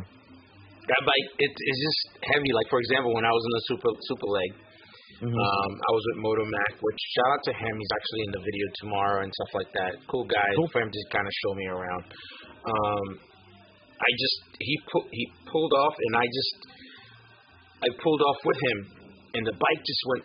It's like 0 to 100 so fast, and it was just so much more. And I'm like, wow, this shit's taking me to space. Like, what's the most powerful or fastest, whichever would make fastest, the most sense? I would say maybe you've ridden prior to this. 160. And I try not to go that high anymore, like maybe like 150, really. What kind of bike was it? Just a Japanese bike, really. So. Well, you say that like it's a bad thing. No, but I'm saying it's a specialty. I'm saying it's a super bike. That's what I meant to say. I didn't say it in like a condescending way. I'm just saying. What kind of bike was it though? Like the actual brand and. It's a Yamaha. Yamaha. R1, yeah. R1. All right. So I mean, if I had to spitball some numbers here, you're probably up 20 horsepower on the super leg, and on a similar weight vehicle, I don't know what the setup of that R1 was, but those are both, say, unrestricted, full exhaust type bikes. Yeah. I'm saying that. And the Super Leg is quite a bit faster than that. So I've also hit on Abe's ZX10R. I think I did 170. Okay. And that was just crazy. That was nuts. That bike, he's actually going to be bringing me that bike, and I'm going to be butchering it, as he and many others would call it. Yeah, I think I hit 170. I haven't reviewed all the footage. I know I saw a clip. I was like 168. So I think I did capped off to 170. That's probably my fastest I've gone, really. But do you have roads like that around you? Because I know you're in New York. I just don't know where in New York. I live by the beach, and before I don't think they have a lot of troopers there, but there's a long stretch. From like once you roll into the beach area, you can see when you go out there, you'll see a lot of treads because a lot of kids with like Mustangs and Corvettes. Yeah. So they race there at night. So it's long. It's long. You could definitely open your bike all the way. Also, there is a how do you call it? Somebody going ham with fireworks in the background. That's crazy, man. I am in white America right now, dude. I'm in the suburbs. So oh my God, it's going now. It's just ham, and it's the 3rd, so it's gonna be crazy. Yep. Yeah. I was hoping you guys wouldn't be able to hear it, but never mind. That's fine. It's fine. It adds to the flair of the podcast. Happy 4th of July, everybody. Oh yeah, absolutely.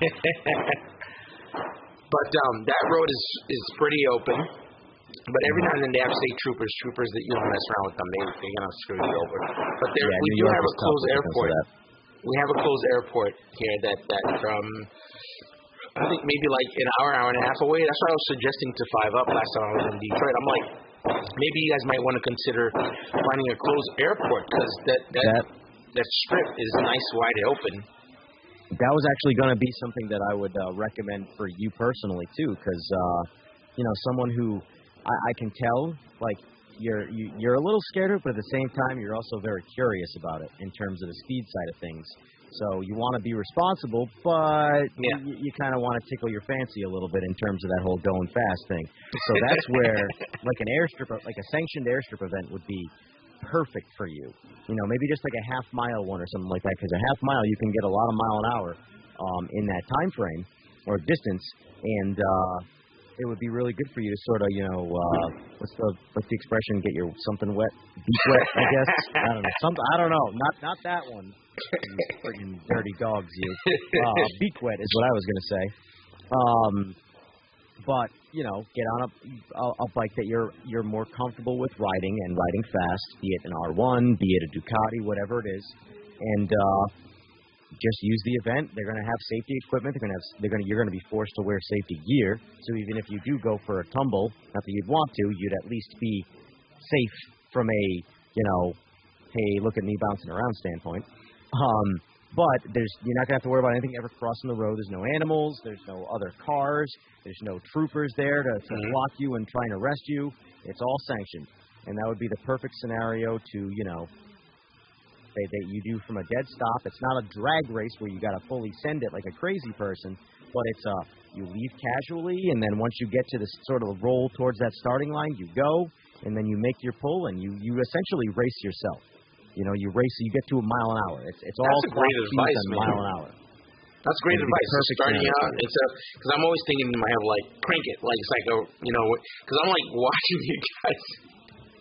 Right. I'm just going to say it's surreal watching it, man. It's like when you think you're good and granted, it's a whole different spectrum of what everybody does when it's road racing. It is really mind-blowing to me, really. You think you know your bike, and what I'm seeing is people that are super passionate about their bikes, and they know it to the T. We're talking about the weight of it and how well it handles everything and where the power comes from, and they know every little aspect of the bike, and that's how you could actually ride like that. Yes. It's really, really impressive. I think that's my biggest curiosity after the whole thing, because I went back home, like, cracking the book open on all my bikes, like, what didn't I know?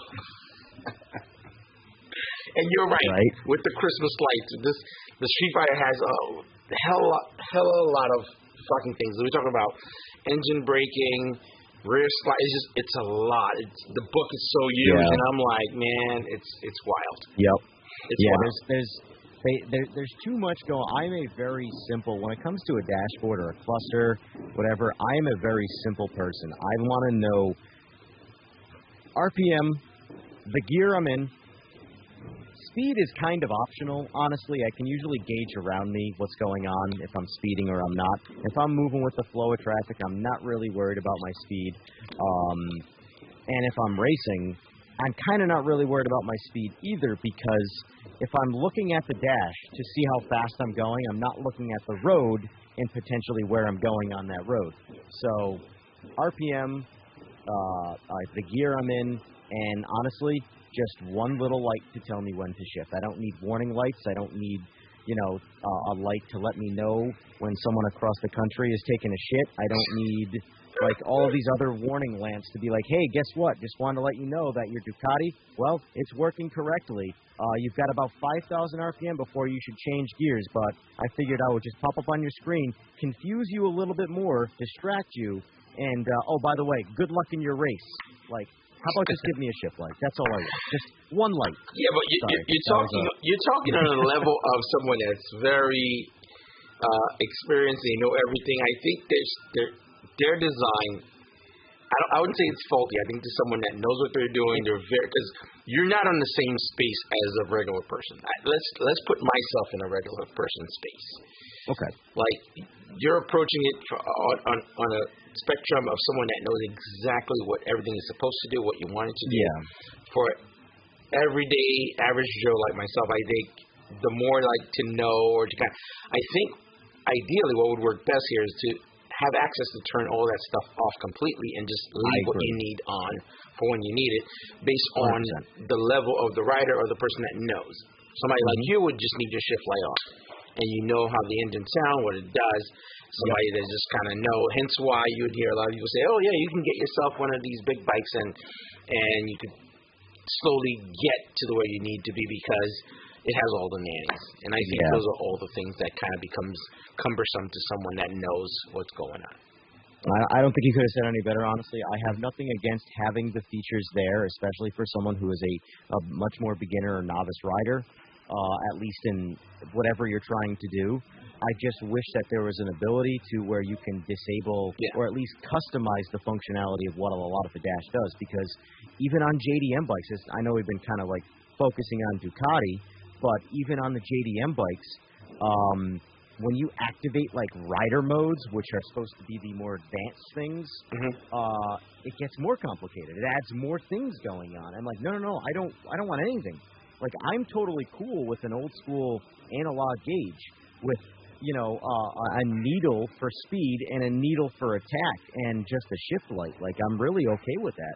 Now that's a choice for me. I understand that people, they want their iPads and all that stuff on their dashboards, but that's never been me. I get it. I understand why it's a nice thing to have. It's cool to see all of this stuff on there. You have a little computer in front of you. But at the same time, from a pure riding standpoint, the less is more to me, and it always will be that way. Yeah, I think a lot of people share totally that sentiment. Understand. You're not the only one. I think a lot of people share the sentiment. I think it's a fair assessment, I think, but I think you should have both of them on both spectrum. But for me, man, I don't know.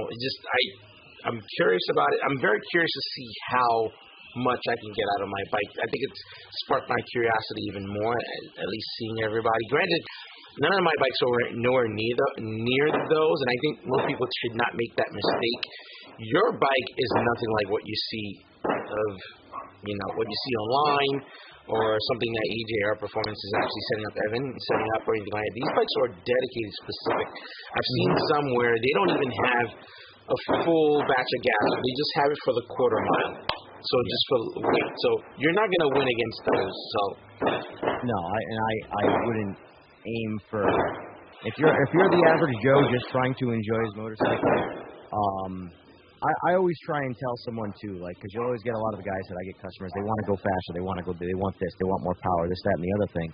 But if you ever see them race or they are the weakest link of their actual current platform. If they are not able to completely ride what they currently have to the max potential of that motorcycle, you don't want to try and go down the rabbit hole of trying to make your bike faster, because you're going to need to tag in a substitute rider eventually, because, there's the only way the bike's going to go faster is when you're not on it. So the best thing that you can do is, honestly, get it so that your bike, honestly, you're bored. So if you were to be going in a straight line really fast, I wouldn't consider changing the bike until, well, this is boring to me. Like, for example, like, let's say how you talk about your bike right now. Like, you haven't full sent your bike. You haven't pinned it in 6th gear, all out of RPM, all that stuff.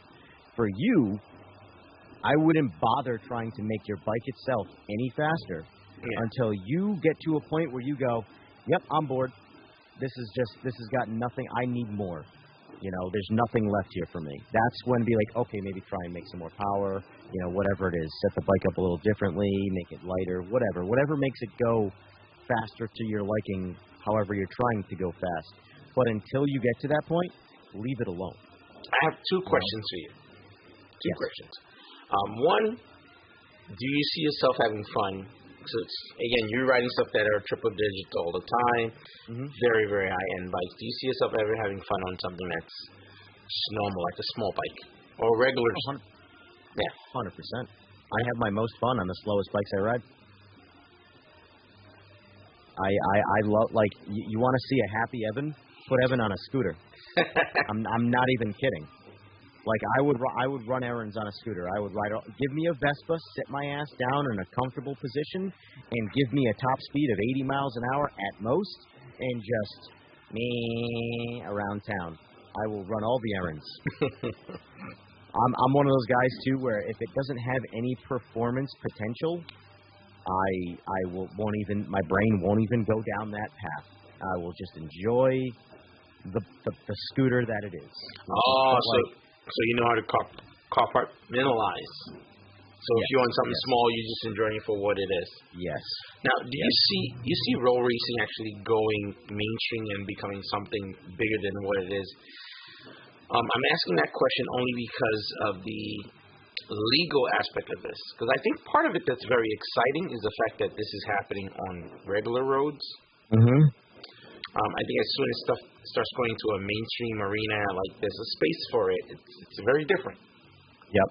Because having a trail of 100 bikes all together on the road, people lining up, that excitement, the adrenaline, and then you have a whole group. Because if we go mainstream, it's going to be 2 guys. It's going to be very much like, how do you call it, drag racing. Like program drag racing. I think it might lose a little bit of its lust. What do you think of that? So, I personally, like I was saying earlier, I've been playing in motorsports of all kinds. So, like I said, I started with cars. So, since about 2004 to 2005 is when I got my first, not really, really slow car. My first sports car, I guess you would call it. And that's when the horsepower bug bit me, the racing bug bit me, and I just kind of found it, and I got it. Since then, it has only exponentially grown. Some areas, it has faded. It was big, and then it kind of got small, and it just got too hard to do. But that came down to the safety aspects of things, where there are lots of places on the street that are far safer than, like for example, anytime you ever see quote-unquote street racing on the news, it is always the worst possible scenario with the worst group of people, be it cars, bikes, whatever.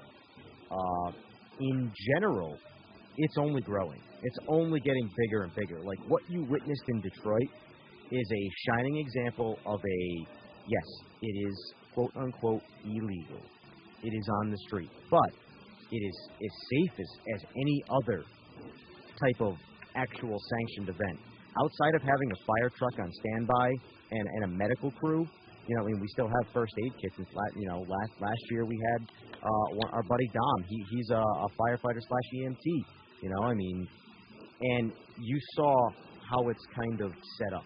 Now, unfortunately, that was broken up early, likely from an upset individual somewhere in the area that just, as soon as they hear noise, they complain and, complain. But for the most part, you hear street racing, you think, oh, those criminals, Well, the reality of it is that most of the guys, like myself, like Steve, 5 Up, we're some of the safest guys to be on 2 wheels around. You know, we ride completely safe and normal. We'll get on the highway, and we'll cruise the speed limit to where we're going to go, all in our own little lane. We're not zigzagging. You know, you only see the worst things on the internet, unfortunately. That's everything, not just street racing. Yeah, but that's pretty much everything. To kind of wrap that all up, I see it growing, and I only see it getting bigger. And I think the whole, you know, how they keep talking about how things are getting harder and tighter with police and stuff like that, I really kind of think that's sort of like just trying to keep the honest. It's not they're not really, let's face it, I've never truly met a police officer, and I know quite a few personally, that really, really actually take it personal when it comes to, like, street racing stuff. They have actual bad guys to go catch. They don't care when they get a phone call about street racing. They really don't. But if they get enough, they kind of are forced to sort of do their job and maybe go investigate it, you know. But for the most part, I've never seen one that truly cares about it. They just, hey, you know what? You guys be safe. Go in your own area. Do your own thing. Have a great time. And that's most police, believe it or not. Now, obviously, you know, the one-offs happen. Yeah. But, again, to summarize, I only see it growing. And it's getting bigger and bigger to the point where drag strips host roll racing events.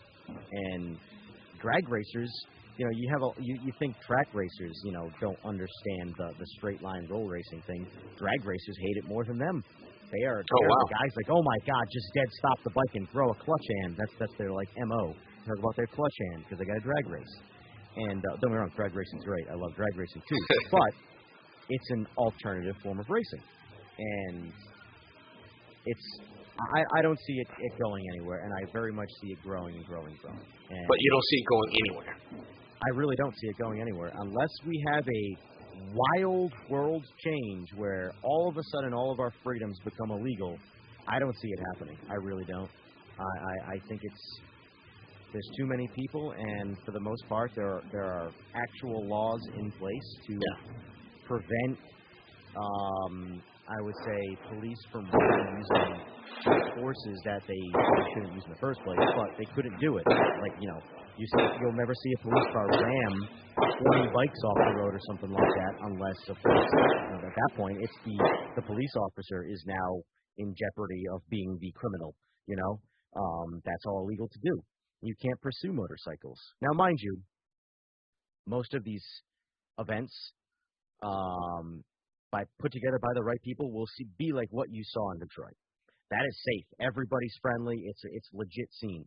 You know, that is, if you were to call that criminal, I mean, well, I would recommend getting your head checked because that's, to me, is as safe and friendly as anything's going to get. That's a bunch of people that have essentially signed a verbal waiver saying, hey, if something happens, it's on me.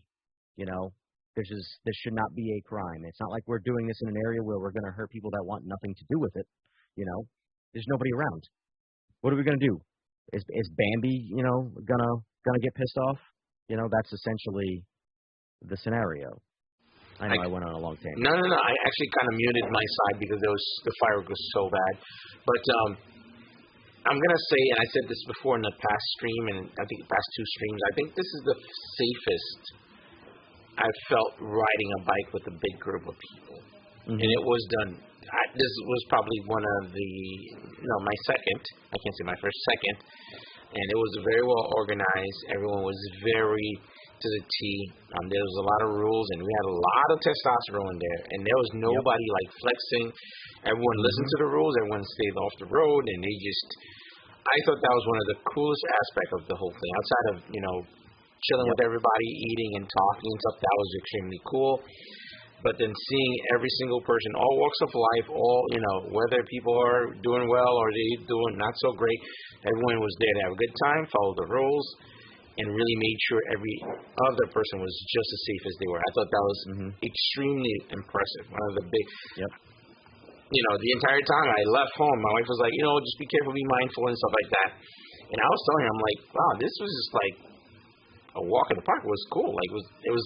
I've actually been more nervous leaving my house, going out for a ride here in New York. 100%.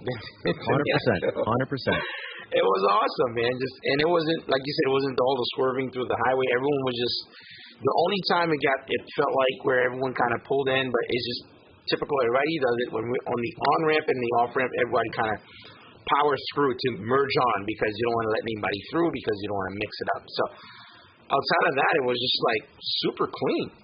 Yep. Super clean. Yep. Really, really cool, man. I think it's something everybody has to experience at least once. I mean, find somebody that you know. Don't look at YouTube. Don't look at Instagram. Don't just look at the glaring part. Just talk to somebody and be like, yo, I want to go to one of those, and just you'll see for yourself. It's very different. Yeah. It really is a fun, and the thing that a lot of times doesn't get portrayed is the priority of safety in doing this, illegal. I have to say it weird like that because, it sounds criminal, but at the same time, if you go there and you watch it, you're like, how is this a crime? This is fun, this is safe. Everybody involved is putting nobody else that's not involved at risk. The only people at any kind of risk are the ones doing it, and like I said, they're signing a verbal waiver saying, hey, I'm okay. If something happens to me while I am doing this, just know I am okay with that potentiality because that's part of this, But you do your best to rule out any kind of risk. You race on a road that's exclusive to just the people that are on it right then and there. And another big thing that I see that happens a lot is because every now and then, you'll give off your safety meetings and all that stuff, and then as soon as that safety meeting's over, or riders meeting, not safety meeting, that there will be one or two people that just completely ignore everything that they'll be, yep, I got you, no problem. And then as soon as they get out there, they start doing all the wrong things. You can't let them, I don't want to sound mean about it, but you can't let them get away with it. You have to approach them right after they do it and be like, listen, you're done. You have an opportunity here to follow the rules. If you prove that you can't do it, you can't be here doing this because you are going to get somebody hurt. And we'll take 10 out of 10 times being mean to someone and hurting their feelings over potentially something happening to them or getting them killed because they did something stupid because they wanted to show off or their ego was in the way or something like that. So don't be afraid to hurt people's feelings in the defense of keeping everybody alive, if that makes any sense. But that's an important part of the whole getting you genuinely witnessed like a great showing of people that just understood. Everybody there, even the younger guys, were veterans of doing that. They knew, okay, don't act up. This isn't my time. Well, my time will come and I'll get my chance. And then they do it, That was one of the best things for me. I saw that and I didn't feel any type of way. I'm like, wow, this was pretty good on how it was all set up, and everyone kind of followed, the rules to the best of their abilities. I mean, outside of the road rules is very different. I'm just saying, like, making other people on the road feeling. I actually even recall, even before we even did the ride to the actual area. I think Five Up clearly mentioned on how not to agitate drivers or understanding that they don't see you all the time or they hear and the way you pass. So a lot of conscious decision are being made, and what's kind of cool is the fact that most people that ride, they drive cars, so you have a very good understanding. Like for myself, when I'm driving and I hear a bike coming, even though I'm super curious, I'm like, it's probably a cool bike because you can tell what's coming. I stay to my lane. I just stay exactly where I'm at because I know what's happening. You just gotta let it happen. Because if you try to merge, get out the way, you might clothesline somebody. You don't know because it happens so fast. So it was very interesting to see that, man. So it was very cool. Well, I'm glad you came in. I'm glad you got to see it because it's always fun to sort of bring someone who isn't familiar with what's going on and may or may not have a completely different perspective based off of, people who aren't involved opinions, and then they see it and they're like, oh shit, this is a lot different than I thought it was, And I think there'd be a lot of, because I know there's a lot of track guys out there that absolutely hate the straight line guys, and I think they would be kind of shocked to see that, like, oh wow, this stuff is actually pretty cool. And believe it or not, guys could learn from each other. There's no one sport or one style of racing knows everything about all forms of racing. There's so much about straight line racing that track guys would benefit from, and vice versa. It's kind of crazy, honestly. Drag racing techniques will help roll racing techniques. Roll racing techniques will help the drag racers. Both will help the road racers. The road racers will help the straight line guys. It's all motorsport, and they're all riding the same things, just doing things differently. And there's a lot of information out there. You really should not write off a certain form of something because it's not your forte. Me personally, I'm not a road racer. However, I'd love to do it, just not with, a bike that I guess you could say cared about. Like my ZX-10 is a bike that I have a lot of sentimental value for. I could very quickly set it up for a track day. I would never in a million years take that bike around a track of any kind, because on the event that I low-sided it from inexperience and totaled my sentimental bike, I would not be able to live that down. However, throw me on a rat piece of shit, 20-year-old 750 or something like that, I'm going to ride that bike to my potential without a doubt. I say my potential for a reason, not the bike's. I will crash that bike 10 out of 10 times and get another one and do it again. But again, there's only so much money to go around to do so many things. So I kind of have to pick my battles. That's true. Anyway, Evan, man, I've held you up for so long. Hopefully, you enjoyed chatting the street. By the way, the door is always open, man. Anytime you want to come in and chat, that's always a pleasure, man. I think it was cool.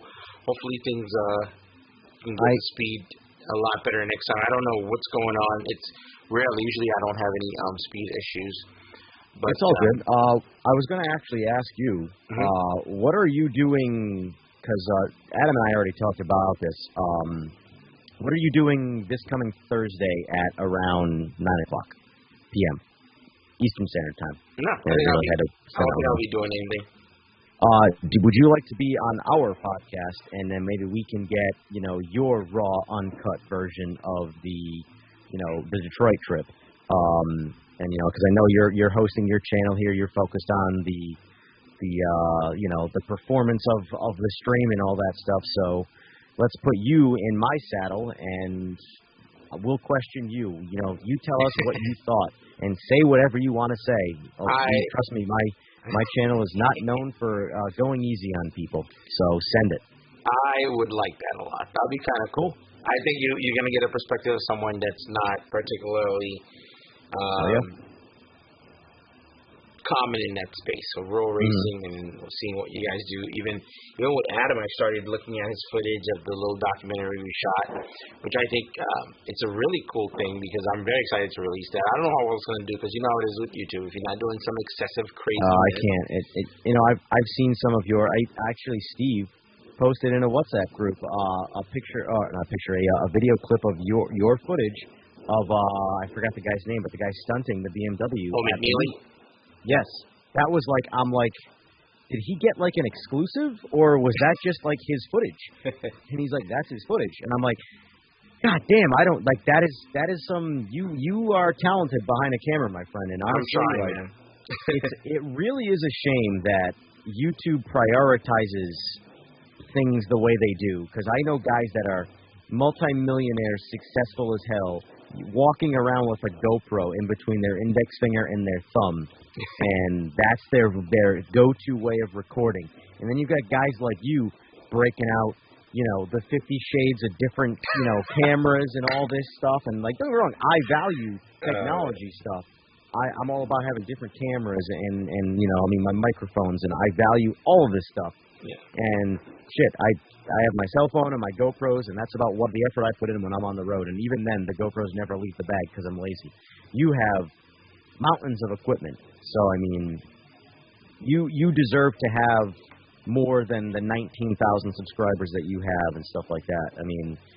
I really wish there was a way that YouTube could factor in effort and and growth rather than just clickbait and buzzwords. It's a shame. No, it's all good. My time will come, man. For me, it's a slow race, so I'm gonna Slow continue doing what I'm doing. Yeah, keep doing what I'm doing, and just really enjoying it, really. And I'm really excited to tell Boosted Cash's story and stuff when I talk about roll racing. Some of the footage and the B-rolls we captured and stuff like that, and him talking about it, I think it's going to be a really cool thing, and I think it's an extension of my experience and educating others to know about it. So I'm very excited for that. I don't know if it's going to do extremely well, but it doesn't really matter. It's really the fact that getting the information. Do it for you. Yeah. The thing is that you got to do what makes you proud, not what makes the fans, want to watch. It's unfortunate, but the things that do the best on my channel are the things I care the least about, and the things that do the worst are the things I care the most about. And you know what? I'd rather do what I want to do. That's the reality of it. Yeah.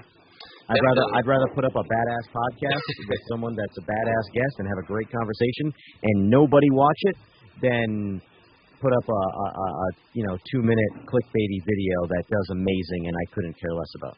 That's just me though. Yeah, I'm very excited, man. I'm looking forward to being on the stream because I think it's going to be cool. I don't know how entertaining I will be because, again, you guys are just completely out of the stratosphere when we're talking about the bikes. And, for me, I think what was it the first time I started seeing the single rotor, front rotor? I mean, granted, I've seen it on stock bikes because they build them on the cheaper end.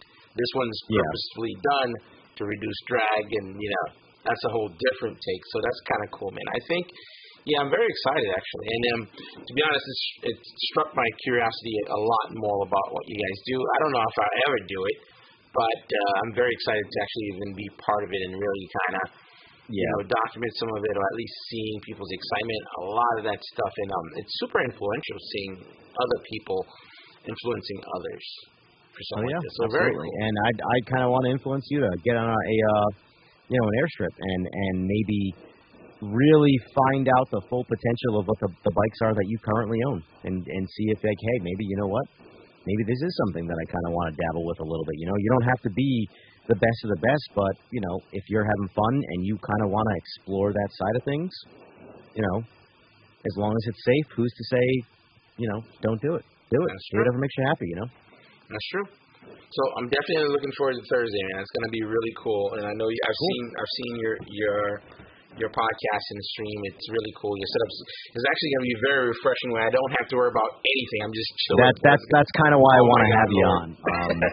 I want to put you in my shoes right now, where you're just talking about whatever, and like right now I can tell you're focusing on the stream. That's kind of like what I do, which is why I love having Adam on, because I can be like, hey Adam, this is on you. I got to worry about other shit, And then he'll be the guy. He'll be the interrogator. So he's going to get you back for the one-on-one interview he had, by the way. Yeah, that's so fun because I'm doing speed tests. I'm troubleshooting. There's just so much going on. I think most people have no idea how much is going on. Oh, there's nothing worse than when you're having some technical difficulties behind the scenes and you got to somehow put on a poker face and pretend like it's not happening, but at the same time try and address the issues. Yep. 100%. Anyway, guys, as I mentioned a little bit earlier, we've hit that 19,000 subs, so down 1,000 subs. If you guys want, share, or at least, let other people know. I'd definitely like to hit that 20K. Hopefully in this month I can actually do that. If not, so good. I'm going to keep working, keep grinding, and just doing what I like. So hopefully we do make it happen. Evan, anything you want to throw in before we kind of wrap up, of where people can find you and how they can kind of work with you? I'm going to give you the entire screen. Okay, cool. I appreciate it. So if you want to watch, so my YouTube channel used to be Die-Hard racing videos and stuff like that. I've kind of pulled back from that a little bit. For what it's worth, I just don't have the time or motivation. I have to say because when I have the time, I don't have the motivation to make videos anymore. So I tend to focus. I've shifted all my efforts to podcasting. I do typically 3 podcasts a week. Although I need to probably work something with Mike where I either start before him or after him, because we both do Sunday nights at 8 p.m. I do a Q&A with just myself and people in chat. He does his stream. So maybe I'll do mine at 7 or, shift gears to I don't know, 9 or 9:30. I don't know. I'll figure it out. Or maybe I'll just move it to another night. But Tuesday night and Thursday night are dedicated streams we do where Tuesday nights is just me and my co-host Adam, a.k.a. Boosted Catfish, or I believe it was Catfish Busa, was it, that you called him a week ago or 2 weeks ago? I think I called him Catfish Busa. It was a good name that we've made fun of him for it now. He's Catfish Busa, I think it is.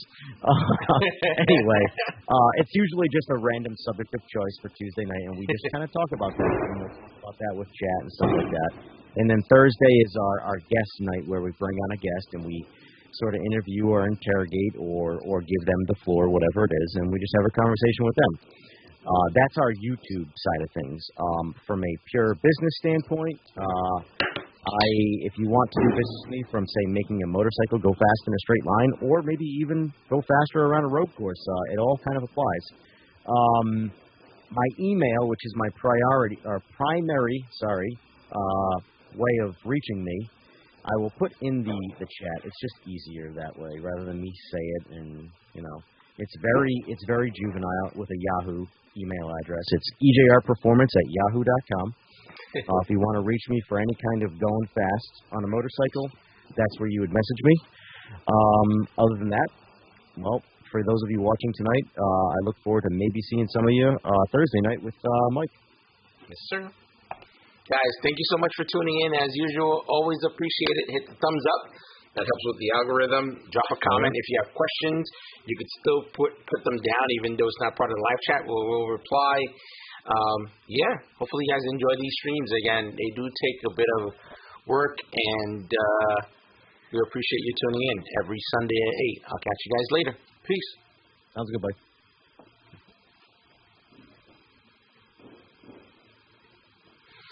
Oh, man, that was a bit for a second.